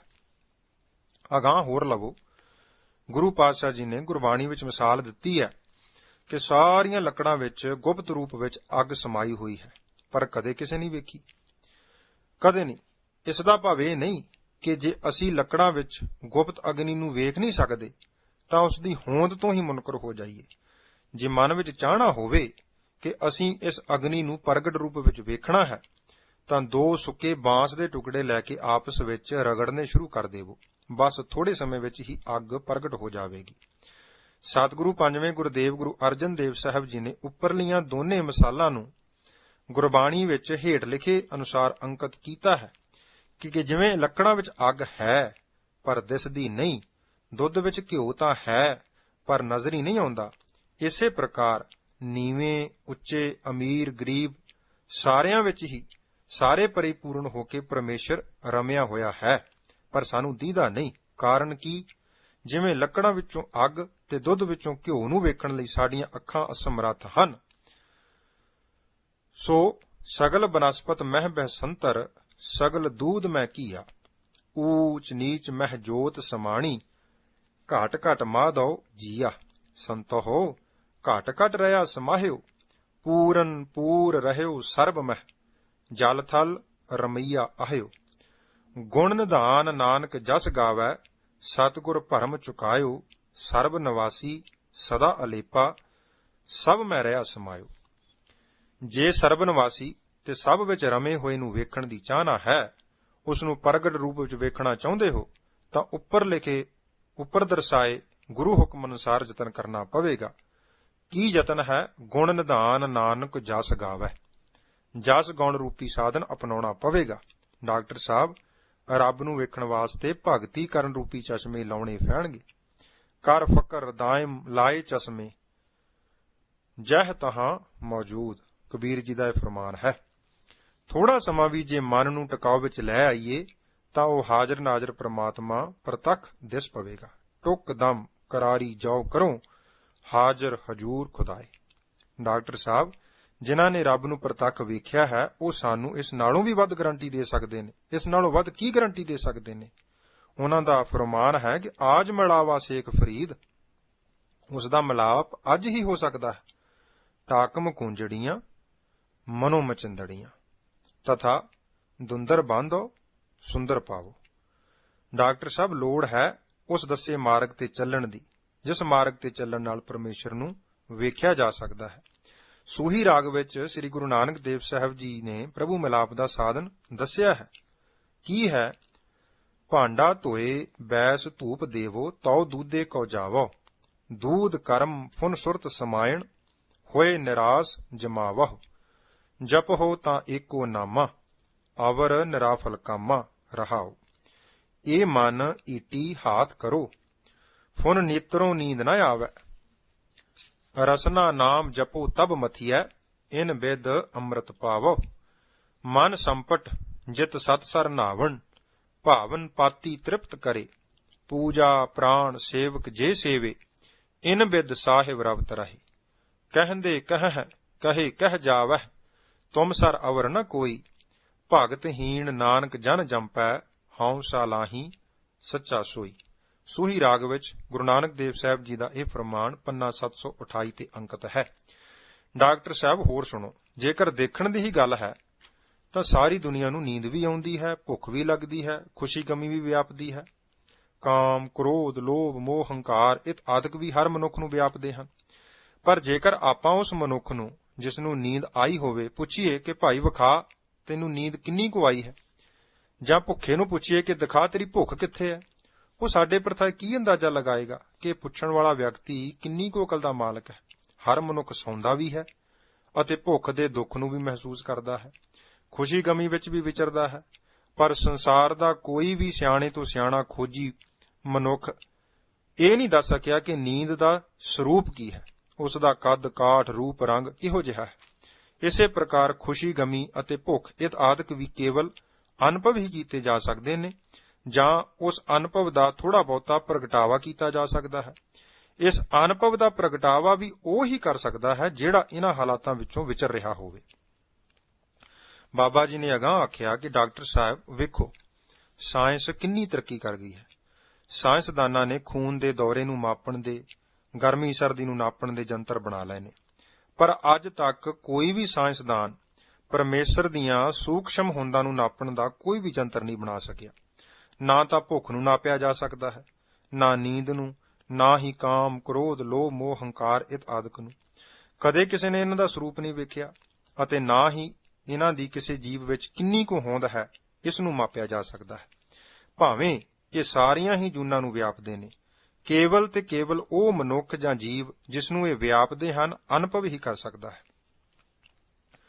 ਇਸ ਵੇਲੇ ਤੱਕ ਡਾਕਟਰ ਸਾਹਿਬ ਬਾਬਾ ਜੀ ਦੇ ਵਿਚਾਰਾਂ ਨੂੰ ਬੜੇ ਧਿਆਨ ਨਾਲ ਸੁਣ ਰਹੇ ਸਨ। ਬਾਬਾ ਜੀ ਨੇ ਹੋਰ ਫਰਮਾਇਆ ਕਿ ਡਾਕਟਰ ਸਾਹਿਬ ਵੇਖੋ, ਸਾਡੇ ਦੇਖਦਿਆਂ ਦੇਖਦਿਆਂ ਸਿਆਣੇ ਲੋਕਾਂ ਨੇ ਬਿਜਲੀ ਨੂੰ ਪ੍ਰਗਟ ਕਰ ਲਿਆ ਅਤੇ ਇਸ ਬਿਜਲੀ ਤੋਂ ਕਿੰਨੇ ਸੁੱਖ ਆਰਾਮ ਲਏ ਜਾ ਰਹੇ ਨੇ। ਬਿਜਲੀ ਦੀ ਹੋਂਦ ਤਾਂ ਪਹਿਲਾਂ ਵੀ ਸੀ, ਪਰ ਕੇਵਲ ਅਗਿਆਨਤਾ ਕਾਰਨ ਅਸੀਂ ਇਸ ਅਥਾਹ ਸ਼ਕਤੀ ਤੋਂ ਲਾਭ ਨਹੀਂ ਲੈ ਸਕੇ। ਕੁਝ ਸਾਇੰਸਦਾਨਾਂ ਨੇ ਇਹ ਸੂਖਮ ਬਿਜਲੀ ਜੋ ਅੱਖਾਂ ਨਾਲ ਅਸੀਂ ਵੇਖ ਨਹੀਂ ਸਕਦੇ, ਇਸ ਨੂੰ ਪ੍ਰਗਟ ਕਰਨ ਦਾ ਸਾਧਨ ਸਾਡੇ ਸਾਹਮਣੇ ਰੱਖਿਆ। ਸਰਕਾਰ ਨੇ ਉਹਨਾਂ ਵਿਗਿਆਨੀਆਂ ਦੀਆਂ ਹਦਾਇਤਾਂ ਅਨੁਸਾਰ ਵੱਡੇ ਵੱਡੇ ਪਲਾਂਟ ਲਾ ਦਿੱਤੇ। ਉਹਨਾਂ ਨੂੰ ਚਲਾਉਣ ਵਾਸਤੇ ਡੈਮਾਂ ਰਾਹੀਂ ਪਾਣੀ ਦੀ ਵਰਤੋਂ ਕੀਤੀ ਗਈ। ਜਦ ਪਾਣੀ ਦੀ ਤਾਕਤ ਨਾਲ ਉਹ ਪਲਾਂਟ ਚੱਲੇ ਤਾਂ ਬਿਜਲੀ ਪ੍ਰਗਟ ਹੋ ਗਈ। ਜੇ ਭਲਾ ਉਹਨਾਂ ਸਾਇੰਸਦਾਨਾਂ ਜਿਨ੍ਹਾਂ ਨੇ ਅਨੇਕ ਤਜਰਬੇ ਕਰਕੇ ਬਿਜਲੀ ਪੈਦਾ ਕਰਨ ਦੀਆਂ ਕਾਢਾਂ ਕੱਢੀਆਂ, ਉਹਨਾਂ ਦੀਆਂ ਹਦਾਇਤਾਂ ਨੂੰ ਅਣਗੌਲਿਆਂ ਹੀ ਕਰ ਦਿੱਤਾ ਜਾਂਦਾ ਕਿ ਪਹਿਲੇ ਬਿਜਲੀ ਦਿਖਾਓ ਫਿਰ ਤੁਹਾਡੇ ਤੇ ਵਿਸ਼ਵਾਸ ਕਰਾਂਗੇ, ਜਾਂ ਉਹਨਾਂ ਦੇ ਦੱਸੇ ਅਨੁਸਾਰ ਅਮਲ ਨਾ ਕੀਤਾ ਜਾਂਦਾ, ਤਾਂ ਬਿਜਲੀ ਦੀ ਸ਼ਕਤੀ ਪ੍ਰਤੱਖ ਰੂਪ ਵਿੱਚ ਕਦੇ ਵੀ ਸਾਹਮਣੇ ਨਾ ਆਉਂਦੀ।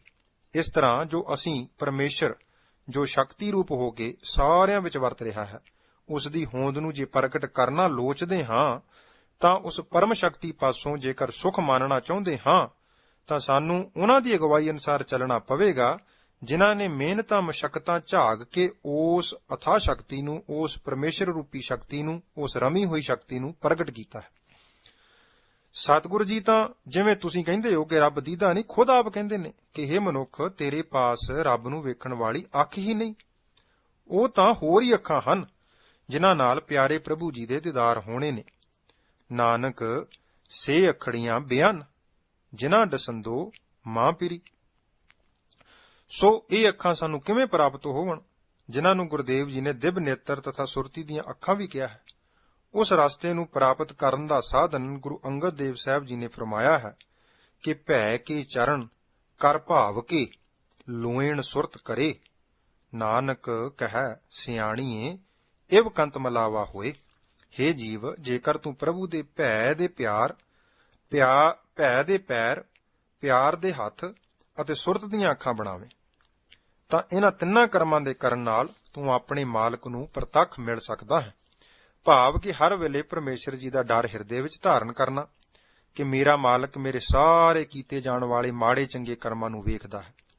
ਹਿਰਦੇ ਵਿੱਚ ਮਾਲਕ ਦੇ ਡਰ ਕਾਰਨ ਸਾਰੇ ਮਾੜੇ ਕਰਮ ਹੌਲੀ ਹੌਲੀ ਛੁੱਟ ਜਾਣਗੇ ਅਤੇ ਹਿਰਦਾ ਗੁਣਾਂ ਦੀ ਖਾਣ ਰਹਿ ਜਾਵੇਗਾ। ਜਿਸ ਹਿਰਦੇ ਵਿੱਚ ਗੁਣ ਵੱਧ ਗਏ ਉੱਥੇ ਪ੍ਰਭੂ ਦਾ ਪਿਆਰ ਆ ਜਾਂਦਾ ਹੈ। ਜਿਸ ਹਿਰਦੇ ਵਿੱਚ ਪਿਆਰ ਆ ਗਿਆ, ਜਿਨ ਪ੍ਰੇਮ ਕੀਓ ਤਿਨ ਹੀ ਪ੍ਰਭ ਪਾਇਓ ਅਨੁਸਾਰ ਉੱਥੇ ਪ੍ਰਭੂ ਜੀ ਨੂੰ ਸੁਰਤੀ ਦੇ ਨੇਤਰ ਪ੍ਰਤੱਖ ਵੇਖ ਲੈਂਦੇ ਹਨ। ਇੱਥੇ ਹੀ ਬਸ ਨਹੀਂ, ਬਾਬਾ ਜੀ ਨੇ ਫਿਰ ਆਖਿਆ, ਡਾਕਟਰ ਸਾਹਿਬ ਥੋੜਾ ਸਮਾਂ ਹੋਇਆ, ਰੇਡੀਓ ਦੀ ਕਾਢ ਨਿਕਲੀ। ਉਹ ਆਵਾਜ਼ ਜੋ ਰੇਡੀਓ ਸਟੇਸ਼ਨ ਤੋਂ ਬੋਲੀ ਜਾਂਦੀ ਹੈ ਸਾਰੇ ਹੀ ਵਿਆਪਕ ਹੈ, ਲੇਕਿਨ ਸੁਣਾਈ ਉਸੇ ਨੂੰ ਹੀ ਦਿੰਦੀ ਹੈ ਜਿਸ ਪਾਸ ਰੇਡੀਓ ਸੈੱਟ ਹੋਵੇ।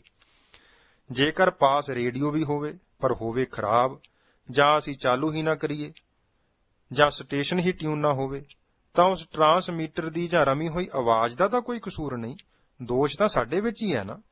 ਸਤਿਗੁਰੂ ਗੁਰੂ ਅੰਗਦ ਦੇਵ ਜੀ ਦੇ ਹੁਕਮ ਅਨੁਸਾਰ ਕਿ ਦਿਸੈ ਸੁਣੀਐ ਜਾਣੀਐ ਸਾਵ ਨਾ ਪਾਇਆ ਜਾਏ, ਰੋਹਲਾ ਟੁੰਡਾ ਅੰਧਲਾ ਕਿਉਂ ਗਲ ਲੱਗੇ ਧਾਏ। ਭਾਵ ਕਿ ਪ੍ਰਮਾਤਮਾ ਤਾਂ ਸਾਰੀ ਕੁਦਰਤ ਵਿੱਚ ਰਮਿਆ ਹੋਇਆ ਹੈ, ਸਾਰੀ ਕੁਦਰਤ ਵਿੱਚ ਵਸਿਆ ਹੈ, ਦਿਸ ਰਿਹਾ ਹੈ। ਉਸ ਦੀ ਜੀਵਨ ਰੌਂ ਸਾਰੀ ਰਚਨਾ ਵਿੱਚ ਸੁਣੀ ਜਾ ਰਹੀ ਹੈ। ਉਸ ਦੇ ਕੰਮਾਂ ਤੋਂ ਜਾਪ ਰਿਹਾ ਹੈ ਕਿ ਉਹ ਕੁਦਰਤ ਵਿੱਚ ਮੌਜੂਦ ਹੈ, ਲੇਕਿਨ ਇਸ ਜੀਵ ਨੂੰ ਉਸ ਦੇ ਮਿਲਾਪ ਦਾ ਸਵਾਦ ਨਹੀਂ ਹਾਸਲ ਹੁੰਦਾ। ਉਹ ਕਿਉਂ? ਇਸ ਵਾਸਤੇ ਕਿ ਜੀਵ ਪਾਸ ਪਿਆਰੇ ਪ੍ਰਭੂ ਜੀ ਨੂੰ ਮਿਲਣ ਲਈ ਨਾ ਪੈਰ ਹਨ, ਨਾ ਹੱਥ, ਨਾ ਹੀ ਅੱਖਾਂ ਹਨ। ਫਿਰ ਇਹ ਕਿਵੇਂ ਪ੍ਰਭੂ ਜੀ ਦੇ ਗਲ ਲੱਗ ਸਕਦਾ ਹੈ? ਉਸ ਪ੍ਰੀਤਮ ਜੀ ਨੂੰ ਵੇਖਣ ਲਈ, ਮਿਲਣ ਲਈ ਉੱਪਰ ਦਰਸਾਏ, ਦਿਸੈ ਸੁਣੀਐ ਜਾਣੀਐ ਸਵਾਵ ਨਾ ਪਾਇਆ ਜਾਏ, ਰੋਹਲਾ ਟੁੰਡਾ ਅੰਧਲਾ ਕਿਉਂ ਗਲ ਲੱਗੇ ਧਾਏ। ਭਾਵ ਕਿ ਪ੍ਰਮਾਤਮਾ ਤਾਂ ਸਾਰੀ ਕੁਦਰਤ ਵਿੱਚ ਵਸਦਾ ਹੈ, ਦਿਸ ਰਿਹਾ ਹੈ। ਉਸ ਦੀ ਜੀਵਨ ਰੌਂ ਸਾਰੀ ਰਚਨਾ ਵਿੱਚ ਸੁਣੀ ਜਾ ਰਹੀ ਹੈ। ਉਸ ਦੇ ਕੰਮਾਂ ਤੋਂ ਜਾਪ ਰਿਹਾ ਹੈ ਕਿ ਉਹ ਕੁਦਰਤ ਵਿੱਚ ਮੌਜੂਦ ਹੈ, ਲੇਕਿਨ ਇਸ ਜੀਵ ਨੂੰ ਉਸ ਦੇ ਮਿਲਾਪ ਦਾ ਸਵਾਦ ਨਹੀਂ ਹਾਸਲ ਹੁੰਦਾ। ਇਹ ਕਿਉਂ? ਇਸ ਵਾਸਤੇ ਕਿ ਜੀਵ ਪਾਸ ਪਿਆਰੇ ਪ੍ਰਭੂ ਜੀ ਨੂੰ ਮਿਲਣ ਲਈ ਨਾ ਪੈਰ ਹਨ, ਨਾ ਹੱਥ ਤੇ ਨਾ ਹੀ ਅੱਖਾਂ। ਰੋਹਲਾ ਟੁੰਡਾ ਅੰਧਲਾ ਕਿਉਂ ਗਲ ਲੱਗੇ ਧਾਏ। ਫਿਰ ਇਹ ਕਿਵੇਂ ਪ੍ਰਭੂ ਜੀ ਦੇ ਗਲ ਲੱਗ ਸਕਦਾ ਹੈ? ਉਸ ਪ੍ਰੀਤਮ ਜੀ ਨੂੰ ਵੇਖਣ ਲਈ, ਮਿਲਣ ਲਈ ਪਿੱਛੇ ਵਰਣਨ ਕੀਤੇ ਹੁਕਮ ਕਿ ਭੈ ਕੇ ਚਰਨ ਕਰ ਭਾਵ ਕੇ ਲੋਇਨ ਸੁਰਤ ਕਰੇ, ਨਾਨਕ ਕਹਿ ਸਿਆਣੀਐ ਇਵ ਕੰਤ ਮਲਾਵਾ ਹੋਏ। ਇਸ ਹੁਕਮ ਅਨੁਸਾਰੀ ਹੋ ਕੇ ਚੱਲਣਾ ਪਵੇਗਾ, ਫਿਰ ਇਹ ਜੀਵ ਉਸ ਮਾਲਕ ਨਾਲ ਸਦੀਵੀ ਸਾਂਝ ਕਾਇਮ ਕਰ ਲਵੇਗਾ। ਇਹਨਾਂ ਵਿਚਾਰਾਂ ਨਾਲ ਡਾਕਟਰ ਕਰਤਾਰ ਸਿੰਘ ਹੋਰਾਂ ਦਾ ਮਨ ਪ੍ਰਭੂ ਪਰਮਾਤਮਾ ਦੀ ਹੋਂਦ ਨੂੰ ਮੰਨਣ ਦੇ ਕਰੀਬ ਪੁੱਜ ਚੁੱਕਾ ਸੀ। ਵਿਚਾਰਾਂ ਕਰਦਿਆਂ ਕਰਦਿਆਂ ਡਾਕਟਰ ਸਾਹਿਬ ਨੇ ਬਾਬਾ ਜੀ ਨਾਲ ਦੁਨਿਆਵੀ ਸਾਂਝ ਵੀ ਕੱਢ ਲਈ ਅਤੇ ਪੁੱਛਿਆ ਕਿ ਅਵਤਾਰ ਸਿੰਘ ਦਲੇਰ, ਜੋ ਕਿ ਗਠੀਏ ਦੀ ਤਕਲੀਫ ਨਾਲ ਬਿਮਾਰ ਸੀ, ਉਸ ਨੂੰ ਆਪ ਜੀ ਨੇ ਹੀ ਬਾਣੀ ਦਾ ਪਾਠ ਸੁਣਾ ਕੇ ਰਾਜੀ ਕੀਤਾ ਸੀ ਨਾ? ਬਾਬਾ ਜੀ ਨੇ ਉੱਤਰ ਦਿੱਤਾ ਕਿ ਰਾਜੀ ਤਾਂ ਸਤਿਗੁਰੂ ਜੀ ਨੇ ਕੀਤਾ ਹੈ, ਮੇਰੇ ਜਿੰਮੇ ਤਾਂ ਉਸ ਨੂੰ ਸਿਰਫ ਗੁਰਬਾਣੀ ਸੁਣਾਉਣ ਦੀ ਸੇਵਾ ਹੀ ਲੱਗੀ ਸੀ। ਗੁਰਬਾਣੀ ਅਤੇ ਨਾਮ ਨਾਲ ਸਰੀਰਕ ਰੋਗ ਤਾਂ ਕੀ, ਜਨਮਾਂ ਜਨਮੰਤਰਾਂ ਤੋਂ ਰੋਗਗ੍ਰਸਤ ਹੋਈ ਜੀਵ ਆਤਮਾ ਵੀ ਅਰੋਗ ਹੋ ਜਾਂਦੀ ਹੈ। ਸਰੀਰਕ ਰੋਗ ਠੀਕ ਹੋਣੇ ਤਾਂ ਬਹੁਤ ਮਾਮੂਲੀ ਗੱਲ ਹੈ, ਕਿਉਂਕਿ ਮਾੜੇ ਕਰਮਾਂ ਕਾਰਨ ਆਤਮਾ ਰੋਗੀ ਹੁੰਦੀ ਹੈ। ਆਤਮਾ ਦੇ ਰੋਗੀ ਹੋਣ ਨਾਲ ਸਰੀਰ ਰੋਗਗ੍ਰਸਤ ਹੋ ਜਾਂਦਾ ਹੈ। ਜਦੋਂ ਡਾਕਟਰ ਸਾਹਿਬ ਨੂੰ ਪਤਾ ਲੱਗਾ ਕਿ ਆਪ ਜੀ ਭਾਵ ਬਾਬਾ ਜੀ ਉਹ ਹੀ ਕਮਾਈ ਵਾਲੀ ਆਤਮਾ ਹੈ, ਉਹ ਹੀ ਕਮਾਈ ਵਾਲੇ ਮਹਾਪੁਰਸ਼ ਹਨ, ਜਿਨ੍ਹਾਂ ਪਰਤਾਏ ਉਹ ਕਈ ਵਾਰ ਅਵਤਾਰ ਸਿੰਘ ਹੋਰਾਂ ਪਾਸੋਂ ਸੁਣ ਚੁੱਕੇ ਹਨ, ਕਿਉਂਕਿ ਅਵਤਾਰ ਸਿੰਘ ਦਲੇਰ ਡਾਕਟਰ ਕਰਤਾਰ ਸਿੰਘ ਹੋਰਾਂ ਦੇ ਬਹਿਨੋਈ ਸਨ। ਸੋ ਉਹਨਾਂ ਦੀ ਭਾਵਨੀ ਤੇ ਸ਼ਰਧਾ ਵਿੱਚ ਹੋਰ ਵੀ ਵਾਧਾ ਹੋ ਗਿਆ। ਡਾਕਟਰ ਹੋਰਾਂ ਨੇ ਬਾਬਾ ਜੀ ਨੂੰ ਕਾਫੀ ਮਜਬੂਰ ਕਰਕੇ ਆਪਣੇ ਪਾਸ ਹੀ ਅਟਕਾ ਲਿਆ ਅਤੇ ਰਹਿਰਾ ਸਾਹਿਬ ਜੀ ਦੇ ਪਾਠ ਉਪਰੰਤ ਮਨ ਵਿੱਚ ਜੋ ਹੋਰ ਸ਼ੰਕੇ ਰਹਿੰਦੇ ਸਨ ਉਹ ਵੀ ਸਾਂਝੇ ਕੀਤੇ। ਬਾਬਾ ਜੀ ਨੇ ਗੁਰਬਾਣੀ ਦੇ ਆਧਾਰ ਅਤੇ ਆਪਣੀ ਨਿੱਜੀ ਕਮਾਈ ਰਾਹੀਂ ਉਹਨਾਂ ਸ਼ੰਕਿਆਂ ਦਾ ਉੱਤਰ ਦਿੱਤਾ। ਅਖੀਰ ਬਾਬਾ ਜੀ ਨੇ ਡਾਕਟਰ ਹੋਰਾਂ ਨੂੰ ਕਿਹਾ ਕਿ ਜੇ ਤੁਸੀਂ ਸਦੀਵੀ ਸੁਖ ਮਾਣਨਾ ਚਾਹੁੰਦੇ ਹੋ ਤਾਂ ਗੁਰਬਾਣੀ ਦੀ ਖੋਜ ਕਰੋ। ਜਿਉਂ-ਜਿਉਂ ਤੁਸੀਂ ਗੁਰਬਾਣੀ ਨੂੰ ਖੋਜ ਕੇ ਪੜ੍ਹੋਗੇ, ਤੁਹਾਡੇ ਸਾਰੇ ਸ਼ੰਕੇ ਜਿਵੇਂ ਹੜ੍ਹ ਦੇ ਪਾਣੀ ਅੱਗੇ ਘਾਹ ਦੇ ਤੀਲੇ ਰੁੜ ਜਾਂਦੇ ਨੇ, ਇਸ ਪ੍ਰਕਾਰ ਦੂਰ ਹੋ ਜਾਣਗੇ। ਦੂਸਰੀ ਜ਼ਰੂਰੀ ਗੱਲ ਇਹ ਕਿ ਜੋ ਪੜ੍ਹੋ ਉਸ ਅਨੁਸਾਰ ਕਮਾਈ ਕਰਨੀ ਆਰੰਭ ਕਰ ਦਿਓ। ਫਿਰ ਤੁਸੀਂ ਆਪੇ ਹੀ ਦੇਖ ਲੈਣਾ ਕਿ ਅਸਲੀਅਤ ਕੀ ਹੈ। ਤੁਸੀਂ ਮਹਿਸੂਸ ਕਰੋਗੇ ਕਿ ਪਿਛਲਾ ਸਮਾਂ ਐਵੇਂ ਅਵਿਦਿਆ ਦੀ ਨੀਂਦ ਵਿੱਚ ਵਿਅਰਥ ਹੀ ਚਲਾ ਗਿਆ। ਡਾਕਟਰ ਸਾਹਿਬ, ਇਸ ਦਰੋਂ ਤਾਂ ਕਮਾਈ ਕਰਨ ਵਾਲਾ ਸਭ ਕੁਝ ਲੈ ਜਾਂਦਾ ਹੈ ਅਤੇ ਫੋਕੀ ਦਲੀਲਬਾਜ਼ੀ ਵਾਲੇ ਖਾਲੀ ਰਹਿ ਜਾਂਦੇ ਨੇ। ਸੋ ਬਿਨਾਂ ਦੇਰ ਕੀਤਿਆਂ ਲੱਗ ਪਾਓ। ਜਦੋਂ ਤੁਸੀਂ ਲੱਗ ਪਏ, ਹੋ ਸਕਦਾ ਹੈ ਤੁਹਾਡੀ ਸੰਗਤ ਨਾਲ ਹੋਰ ਅਨੇਕਾਂ ਨੂੰ ਜੀਵਨ ਸੇਧ ਮਿਲੇ। ਬਾਬਾ ਜੀ ਦੇ ਅਮਲੀ ਜੀਵਨ ਵਾਲੀ ਸੰਗਤ ਨੇ ਥੋੜੇ ਸਮੇਂ ਵਿੱਚ ਹੀ ਡਾਕਟਰ ਹੋਰਾਂ ਦੀ ਆਤਮਾ ਤੇ ਐਸਾ ਅਸਰ ਪਾਇਆ ਕਿ ਅਗਲੇ ਦਿਨ ਹੀ ਗੁਰੂ ਮਹਾਰਾਜ ਜੀ ਦਾ ਸਰੂਪ ਘਰ ਲਿਆ ਕੇ ਸਹਿਜ ਪਾਠ ਆਰੰਭ ਕਰ ਦਿੱਤਾ। ਬਾਬਾ ਜੀ ਦਾ ਪਾਠ ਆਰੰਭ ਕਰਵਾ ਕੇ ਵਾਪਸ ਆ ਗਏ ਤੇ ਬਾਅਦ ਵਿੱਚ ਕਦੇ ਬਾਬਾ ਜੀ ਡਾਕਟਰ ਹੋਰਾਂ ਪਾਸ ਚਲੇ ਜਾਂਦੇ, ਕਦੇ ਡਾਕਟਰ ਹੋਈ ਬਾਬਾ ਜੀ ਦੀ ਸੰਗਤ ਲਈ ਉਹਨਾਂ ਪਾਸ ਆ ਜਾਂਦੇ।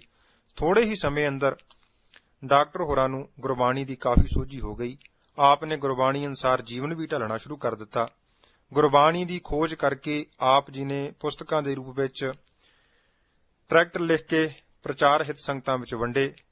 3-3, 4-4 ਦਿਨ ਵੱਖ-ਵੱਖ ਸ਼ਹਿਰਾਂ, ਪਿੰਡਾਂ ਵਿੱਚ ਜਾ ਕੇ ਗੁਰੂ ਉਪਦੇਸ਼ ਦਾ ਸੰਦੇਸ਼ਾ ਹਰ ਪ੍ਰਾਣੀ ਤੱਕ ਪਹੁੰਚਾਉਣ ਦਾ ਯਤਨ ਕਰਦੇ ਰਹੇ। ਉਹ ਪ੍ਰੇਮੀ ਜੋ ਕਦੇ ਰੱਬ ਦੀ ਹੋਂਦ ਤੋਂ ਮੁਨਕਰ ਹੋ ਕੇ ਨਾਸਤਿਕਤਾ ਦਾ ਪ੍ਰਚਾਰਕ ਸੀ, ਹੁਣ ਸਹੀ ਸੰਗਤ, ਨਾਮ ਰਸ ਨਾਲ ਲਬਰੇਜ਼ ਹੋਈ ਆਤਮਾ ਦੀ ਸੰਗਤ ਮਿਲਣ ਤੇ ਅਤੇ ਗੁਰਬਾਣੀ ਦੀ ਸ਼ੋਅ ਦੁਆਰਾ ਪਰਮਾਰਥ ਦਾ ਇੱਕ ਵੱਡਾ ਪ੍ਰਚਾਰਕ ਬਣ ਕਈ ਭੁੱਲੇ ਭਟਕੇ ਜੀਵਾਂ ਨੂੰ ਅਸਲੀ ਜੀਵਨ ਸੇਧ ਦੇ ਗਿਆ।